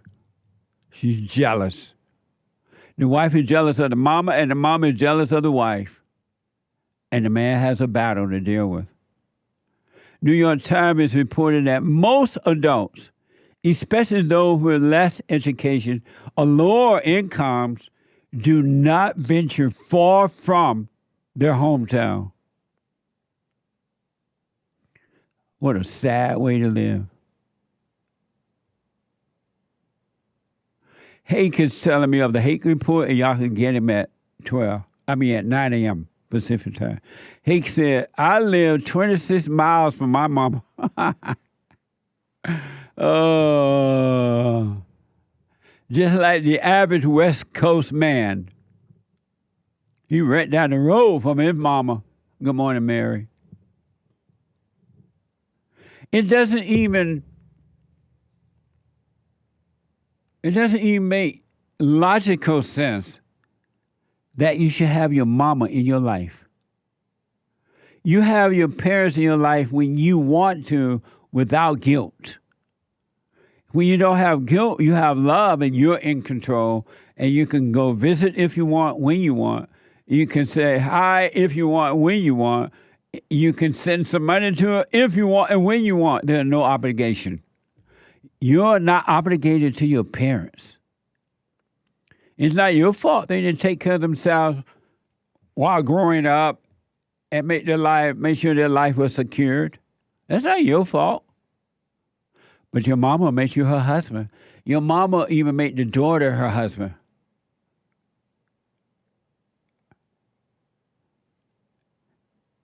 The average adult live only 18 miles from his or her mother. That's evil. That is not love. This report says that Russians who promote child-free movement could soon face a hefty fine.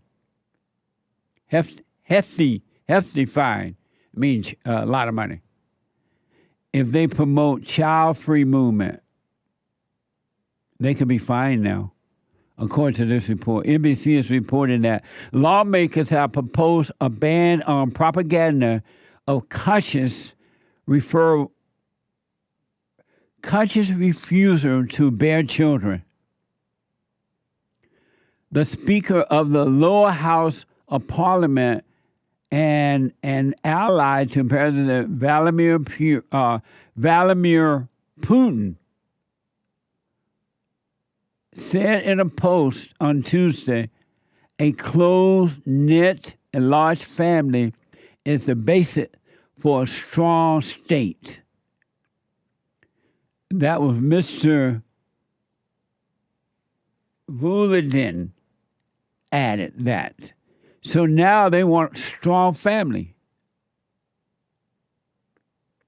These women have been told today, you don't even have to have children. Who want a childless woman? What the? A childless woman is an unhappy woman.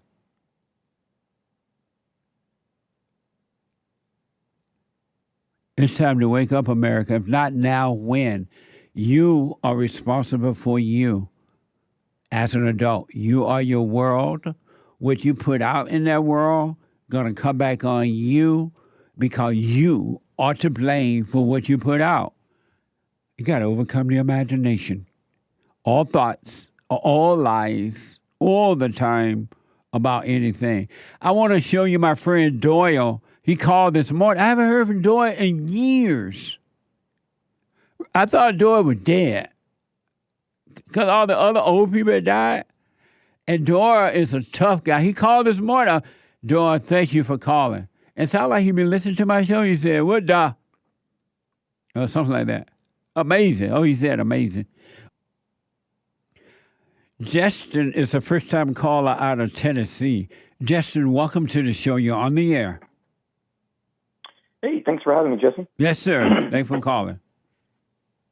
Yeah, my question is, how do I handle visiting my family for the holidays? My mother runs the house. How old are you? I'm 29. Your mother do you live with her? No, sir. I live in Tennessee. They're in Nebraska. And so you're saying the mother run the house over there in their household, right? Yeah, I mean, she just, I get very frustrated when she disrespects my father, and in the past I haven't known how to handle that. I think I've gotten better at it in recent years, but I was wondering what your input was. Number one, do not become frustrated at the way she handled your father or anyone. That's on your father. That has nothing to do with you. You forgive your mother for what she's done to you, and God will forgive you so that you won't be emotionally connected to her, psychologically connected to her at all.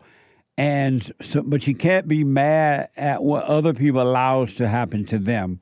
Your father may love the pain that your mother bring upon him, and there's nothing you can do about it. And you're responsible for you, not your father.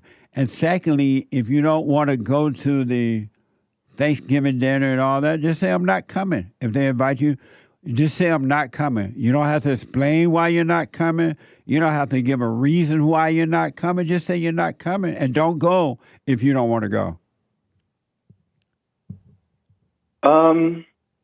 I guess I don't know how to do that. I mean, I guess I know how to do it, but I guess I'd find it very difficult to, obviously my mom would be crying. My dad would be mad at me.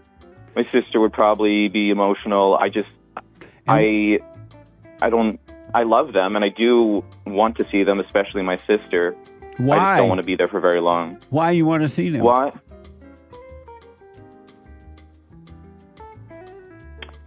I guess I love them. On some level, I miss them. Hold on, can you hold a minute? Can you hold a minute? Yes, sir. Hold on.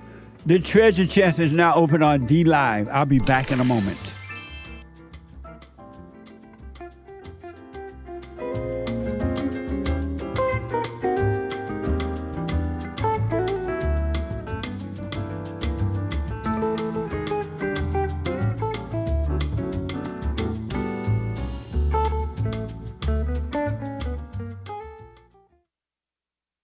So I asked the question, are you better than a child molester? I've discovered over the 30 years of counseling, the one thing that's missing,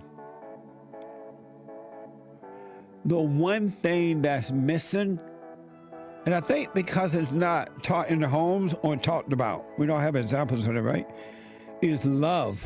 Our theme this year is to bring back Christianity, to love God with all our heart, soul, and might, our neighbor as ourselves, and to endure. And when you're in a fallen state, people will judge the molester but think they're better than the molester.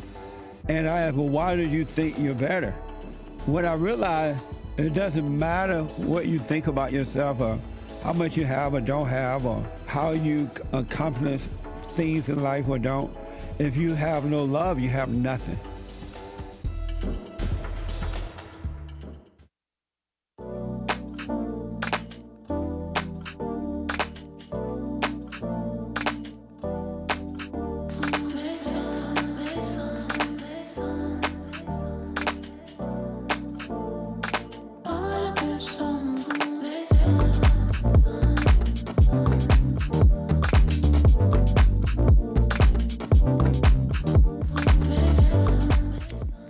Okay, quick announcement, quick. Number one, the Hake Report is coming up at 9 a.m., right at the top of this hour, after my show. You need, to the first-time listener or those who have not heard the Hake Report, you're missing it. He's one white man that's not afraid. Welcome to the show! He's not afraid.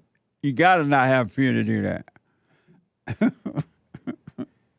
At 9 a.m. Pacific time. And then at 11 a.m. Pacific time, right after the Hake Report, Doyle Friday TV. He black. Check him out. And then we have a brand new episode of the FallenState.tv tomorrow, Friday. Oh, no, tomorrow, not Friday. Tomorrow, Thursday. But we have a brand new episode of the Fallen State TV this Friday at 12 noon. I had an amazing conversation with Earl, Skakel, and Earl, I thought it was just Shakos or something like that. Shaker, a black person trying to tell me how to pronounce Skakel. He called it Skakel, but I think it's Shakos. Is that right? Hey, Skakel? Beats me. Skakel. Huh? Skakel?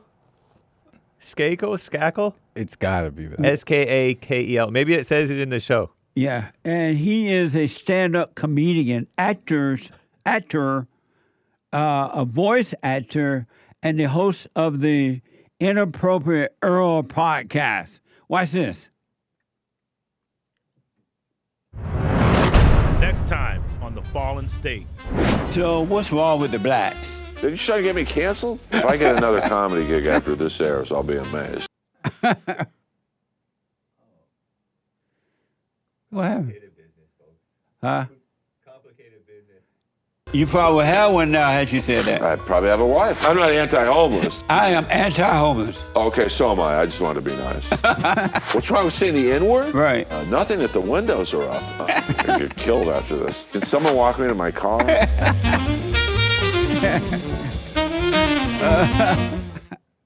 Why did it have a little nick in it like that? Accident. Oh. I'm trying to find out. Not sure. Okay. It was funny. I enjoyed it. It was amazing. You don't want to miss it. That's at 12 noon Pacific time on Friday. And today at 4 p.m., the American Anchor Baby. The American Anchor Baby at 4 p.m. All right? You don't want to miss it. Amazing. And the men's forum tomorrow night, Thursday night, every first Thursday of the month for men only. And those means are no wild, but amazing. The first Thursday. And ladies, yours are the third Thursday of every month for ladies only at 7 p.m. I want to go quickly back to Justin, and Justin want to know, how do I deal with my mother? I want to go home for Thanksgiving, and I don't like the way she handled my father, the way she treat him, and she this and that. And he want to go because he say he love his family. What y'all? Hey, Justin. Yes. And so, why do you want to go home for Thanksgiving? Well, I don't want to give the wrong impression of my family. It's not all bad. We have moments of laughing. You know, there is good, and with the frustrating stuff. So why do you want to go home and see your family? I think it would break my heart to hurt them, and I do like the good moments. You do like the good moment. Have you forgiven your mother? I haven't in person gone to her. And so why I guess not? No. I only started listening to you a week ago. Oh, I see. Okay. But yeah, I mean, I'm not near her often, so I think you'd want me to do it in person. If you can, absolutely. Can you walk me through that? I mean, is it just, hey, Mom, I forgive you for, you know how being angry? Yeah, you know how she's controlling and demanding, and she wants everything to go her way? Yes. And if she don't, if it doesn't, she give you hell? Yep. Forgive her for that. She recreated you in her image when she did that. That's why you have the mindset of a woman and the emotion of a woman. You become like your mother. And so, hey, mother, your mother can help herself because her mother did it to her. And that's why your father can't handle your mother, because your mother is just like his mother. And he married the woman that he hates. He hates his mother. Mm-hmm. And every woman you get involved with is the spirit of your mother. And so forgive her. She can help herself. So, mother, I'm sorry for resenting you. I realize now you can help yourself. You remade me in your image. And I'm sorry for resenting you. And don't ask for forgiveness. You forgive her, and God will forgive you. And then say to your father, Father, I'm sorry for resenting you for not being able to protect me from my mother. I understand you didn't know how to deal with her. And forgive him, and God will forgive you. And you will become free. He will change your heart from fear to love. And it'll be amazing. Got it. Yeah, I mean, it sounds like a plan. I think I can do all that. I know I probably have to go. So I guess if I'm there, and my mom disrespects my... Oh, sorry. No, finish your point. Go ahead. If my mom disrespects my dad and I'm there in the moment, am I supposed to correct her? Or am I supposed to just not say anything? Well, don't plan to correct her or not. If the words come, not in the imagination, but the words come up, you need to correct her, then you do. But if not, as long as she's not bothering you, she's not doing it to you, watch how your dad suffer because he's afraid of your mother. That's his problem, not yours. Yeah, you've been talking about the weeping is complaining. I would think when I see my dad suffer, it hurts me, but I think that's something wrong with me, so I have to work on that. That's right. You should not be feeling anyone else's pain. You're not God. You don't have a right to feel anyone's pain. And so you don't love your mother yet, and you don't love your father yet. But when you forgive them, you will love them with the love that comes from God, not your ego love. And if you're around them, it'll be fine. If not, fine. You won't miss them. You won't need them. And you can take it or leave it. Right now, you only have hate for them. You don't have love. Okay. All right. I'll try it. I mean, I'll do my best. I want you to ask your father why. Ask your father, what is it like living with my mother and not being able to speak up and not deal with her? what is that like for you, Dad? And hear him out. Okay. I'll do that. Are you doing the silent prayer?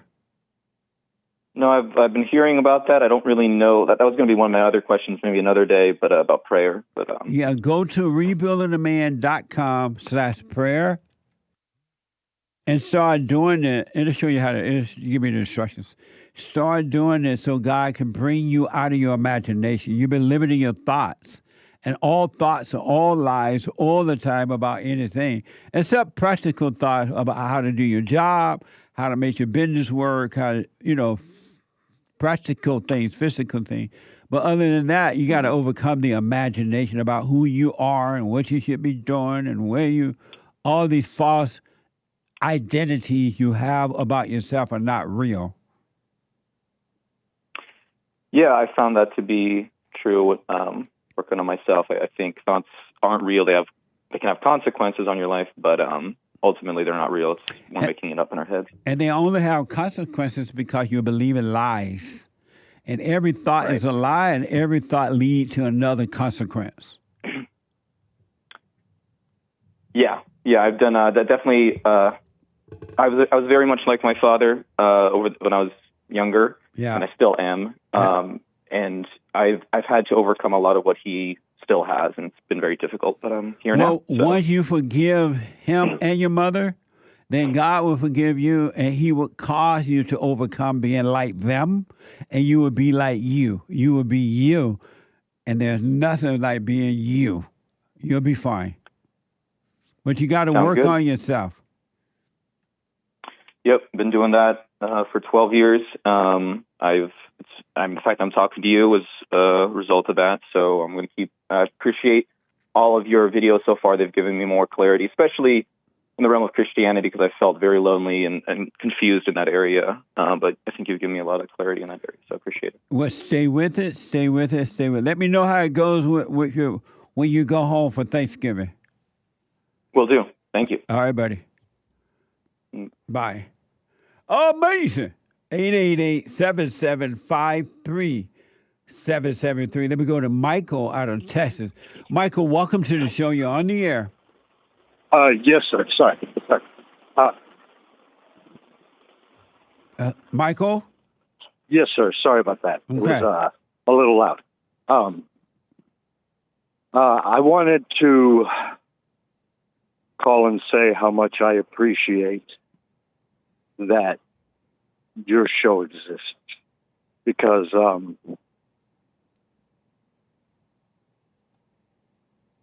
I've been able to, with all the stuff that you talk about, I've been able to get over my mother, all that she put me through,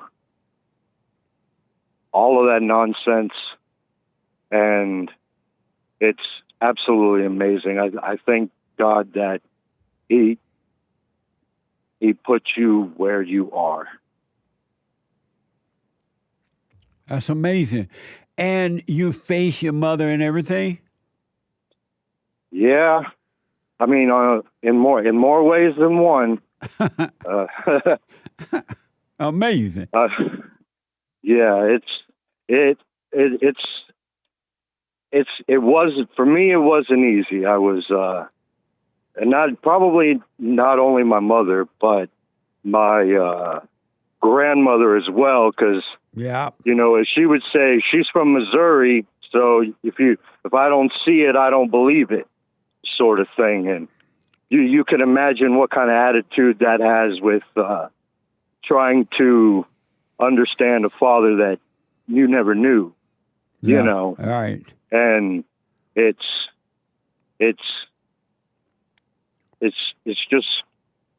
good to be able to get on that side, but it's hard for a lot of people because it hurts depending on how hard you're trying to hold on to death.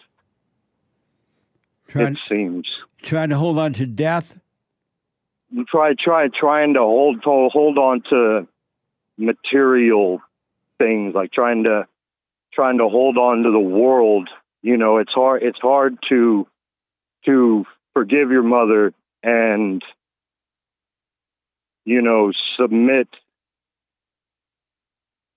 fully and just let go of the world, because the world tends to matter a lot to a lot of people. And so to take a part of them away is very, very painful. And I appreciate how straightforward you are, because you go to what almost seems like any church nowadays, it's all happy go lucky and, you know, music and singing and dancing and fun and good times. And it's all fake. Yeah, there's nothing biblical going on in these places at all. And it almost feels like they're fake Christians, in the sense that, you know, Christ said many will be called, but few will find the way. You know, doesn't that even apply to that? It almost seems. It does, absolutely. And so I wanted to say that I really, really appreciate it. And you gotta just stick with it, because it's easy to just fall back into the world. But it's like, as soon as you let go and just give it all over, it's almost like there's no worries. None. You ain't got nothing to worry about. Everything it makes sense. It's crazy how I just started listening to your show again today from the last time listening to you probably about 2.5 years ago. And it's crazy how I understand you a lot more instead of having a lot of questions. Right on. You know, like, why is he saying that? Right on. So I appreciate it. Stay with it, stay with it, stay with it. And the way you overcome the world is by overcoming thoughts, imagination. When you overcome the thoughts, you cannot fall back. There's nothing to fall back into. You cannot be afraid. You cannot be lonely. You cannot have fear. You cannot have doubt. When you overcome thought, you will be a free man. It's in the thoughts. And all thoughts are from evil except practical thought. And so continue to work on by watching those thoughts, and just watch them. Don't call them you. And I'm telling you, Michael, you haven't seen anything yet. It gets better and better. You will overcome the world. Yes, sir. I thank you. You have a wonderful day. You too, buddy. Amazing. Amazing. You got to stay with it. Stay with it. Stay with it. Stay with it. Let me go to KARL out of Massachusetts.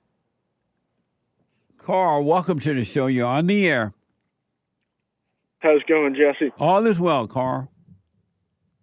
I just want to say Donald J. Trump is the greatest patriot that's ever lived in the entire world, Amen. Amen. Amazing. The great white hope. It's a woman said the other day that he didn't get shot, he got nicked. And I thought that was pretty classic. I know. She's insane. It's crazy. Yeah. I just had one guy. I have some beta tendencies that I wanted to, and it was funny because I was already thinking about them, and then you guys started talking. And first and foremost, I want to say that I love hating Yoel, but Yoel can get a little bit flat, and hate has some quirkiness, and they're great. And it's not, but the American Anchor Baby seems like a top tier kind of a leader, kind of a guy. Nice. In comparison. I'm not saying it, and I'm just busting ball. No, they're great, but the American Anchor Baby, you see, he's got some energy. That's right. The American Anchor Baby. The American Anchor Baby is every day at 4 p.m. For if you missed it. The American Anchor Baby at 4 p.m. Joel Friday at 11 a.m. Pacific Time. And Hake Report at 9 a.m. right after my show, Monday through Friday. Yeah, all unbelievable shows. Yeah, they're amazing. They're all great. It was just jokes. They're all great. But I was gonna. All right, so I'm not even kidding about that. I was gonna make like a joke out of it, but the more I think about it, I actually do this. And currently living with my mother. I haven't always lived with my mother, and I was thinking about this before you guys started talking about where everyone lives in relation to their mother. But when I start like my day up and I'm like making a coffee, my mom tries to start a conversation, I go, stop. And she'll be like, oh, okay. And just like goes upstairs. So it's not like a thing like that. And I'm not going to be living here for that long. But I do agree that, obviously it's pretty rough being around, your mother. Yeah. For sure. Absolutely. Amazing. But when she really is in a bad mood and she's trying to like direct it at me or my dad, even if I see her doing it to my dad, I know how she operates, so I'll like get her going with like a joke, and she'll start laughing really hard, and then I'll turn it into something that upsets her, and then like I know exactly how to like get her going, not in a way where she's so angry that she's like I'm being mean about it, but then I'll just start dying like laughing because I know exactly what I'm doing and how to. And it's only when she's being like absurd, which she's a great woman. She doesn't, Well, shout out to the Dukes. But well, I'm glad is that evil? Is that evil to do that though? To like, I mean, if you're just having fun and you understand what's going on, then it's not evil. But if you're trying to hurt her or make her feel bad and all that kind of stuff, no, right? Then you'll find it. No, never. Yeah, so you'll find it. Just like. Yeah, I mean, it's kind of like me and my dad's sense of humor too. To right. Like I just mean like when she's in a bad mood and like takes it out a little bit. Yeah. I'll be like, I just like I like know how to like get under her skin with just like subtle things. Yeah. And then as she's getting angry, I'll start dying laughing in her face, and like. She'll just.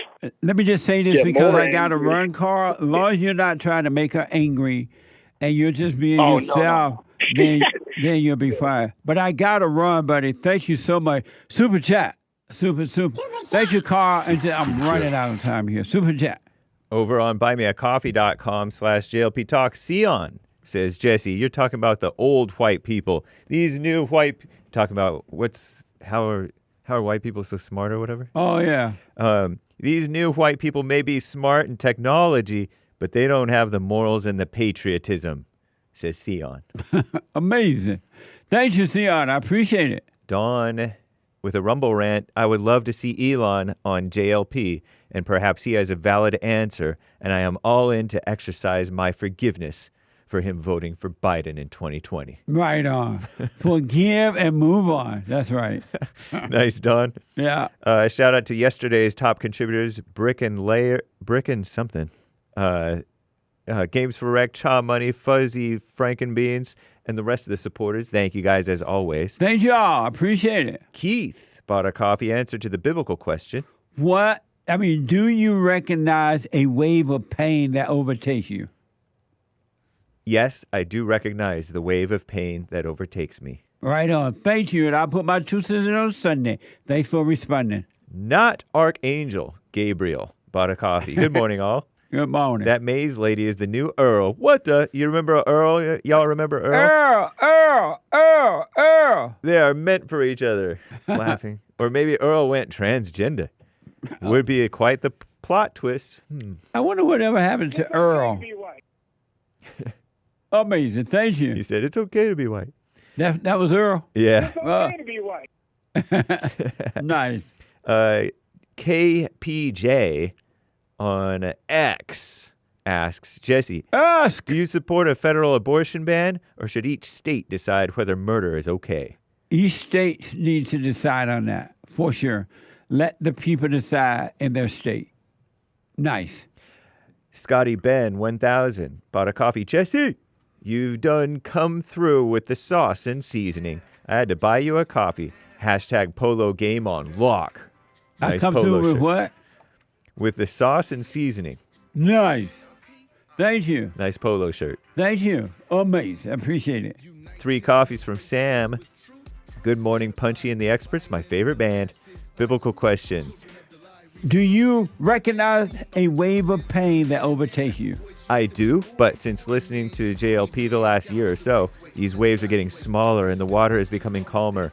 A wave only appears when I think about something, and as soon as it comes, I'm comforted by the reminder that all thoughts are all lies all the time about all things. It wouldn't even be pain if I didn't have an ego, but he's in hospice now, thankfully, that ego. Keep it up, gang. Love and peace. Right on. And hair grease. That is so deep. I'll respond on Sunday. Thank you for that, and thank you for your support. Not Archangel Gabriel bought a non-pithy coffee, and he hopes that I will read it in its entirety. We'll read it in its entirety off air. How about that? Keep it pithy. You got to keep them pithy. Yeah, pithy. Yeah, but thank you, sir, for the tips. Thank you. Appreciate that. Jennifer P. with 3 coffees. My son is 5, Jesse, and was at his paternal grandmother's house for the summer. Now does not want to live with us after coming back. He cried today before going to school about his grandmother. I don't know how. I know you don't recommend school, but in my case, would it be best for him to be raised by his grandma or with his parents who both need to work? Parents both need to work. I think grandma's babying him too much. What do you think will help him grow better? You know what? Call me on this because I can't really respond to it. I have some follow-up questions. So call me on it. Very interesting, though. I don't know if it's good to leave with grandma, but I don't know your situation either. Let me know. Call me. 3 coffees from real Donald Trump. They're claiming that these are legal invaders because they used the CBP One app when they invaded our great country. Send them back. That's right. Throw them back across the border, as my friend said. Doyle. Terry bought a coffee. Answer to the biblical question. Do you recognize a wave of pain that overtakes you? I've dealt with chronic pain issues 13 years. The wave of pain tried to take me out, but eventually I swam to the top and learned how to surf. Amazing. Thank you. I'll respond on Sunday. Derek in Nashville, 15 coffees. Very generous. Thank you. I dipped out of the show for a moment to hear what Doyle had to say about entrepreneurship. He doesn't get tired. He gets sleepy. No stress. That message sounds familiar. Men of Bond. Very cool. From the old school. Thanks to James for posting. Right on. Thank you. I'm out of time. We'll finish those the first thing in the morning. Remind me. Okay. The first beginning of the show tomorrow. Thank you all so much. The Hake Report coming up now. And then Enjoy Our Friday TV. And then the American Anchor Baby. The Men's Forum tomorrow night. Don't forget, guys. It's going to be amazing. Mark out of Florida. Rick out of Hampton. And the callers that are dropping, I'm out of time. Tomorrow is Bible Thumper Thursday. Bible Thumper Thursday tomorrow. Get ready with your Bible thumping. Have a good day and stay on that straight and narrow path. Stay there, stay there, stay there. Take care, folks.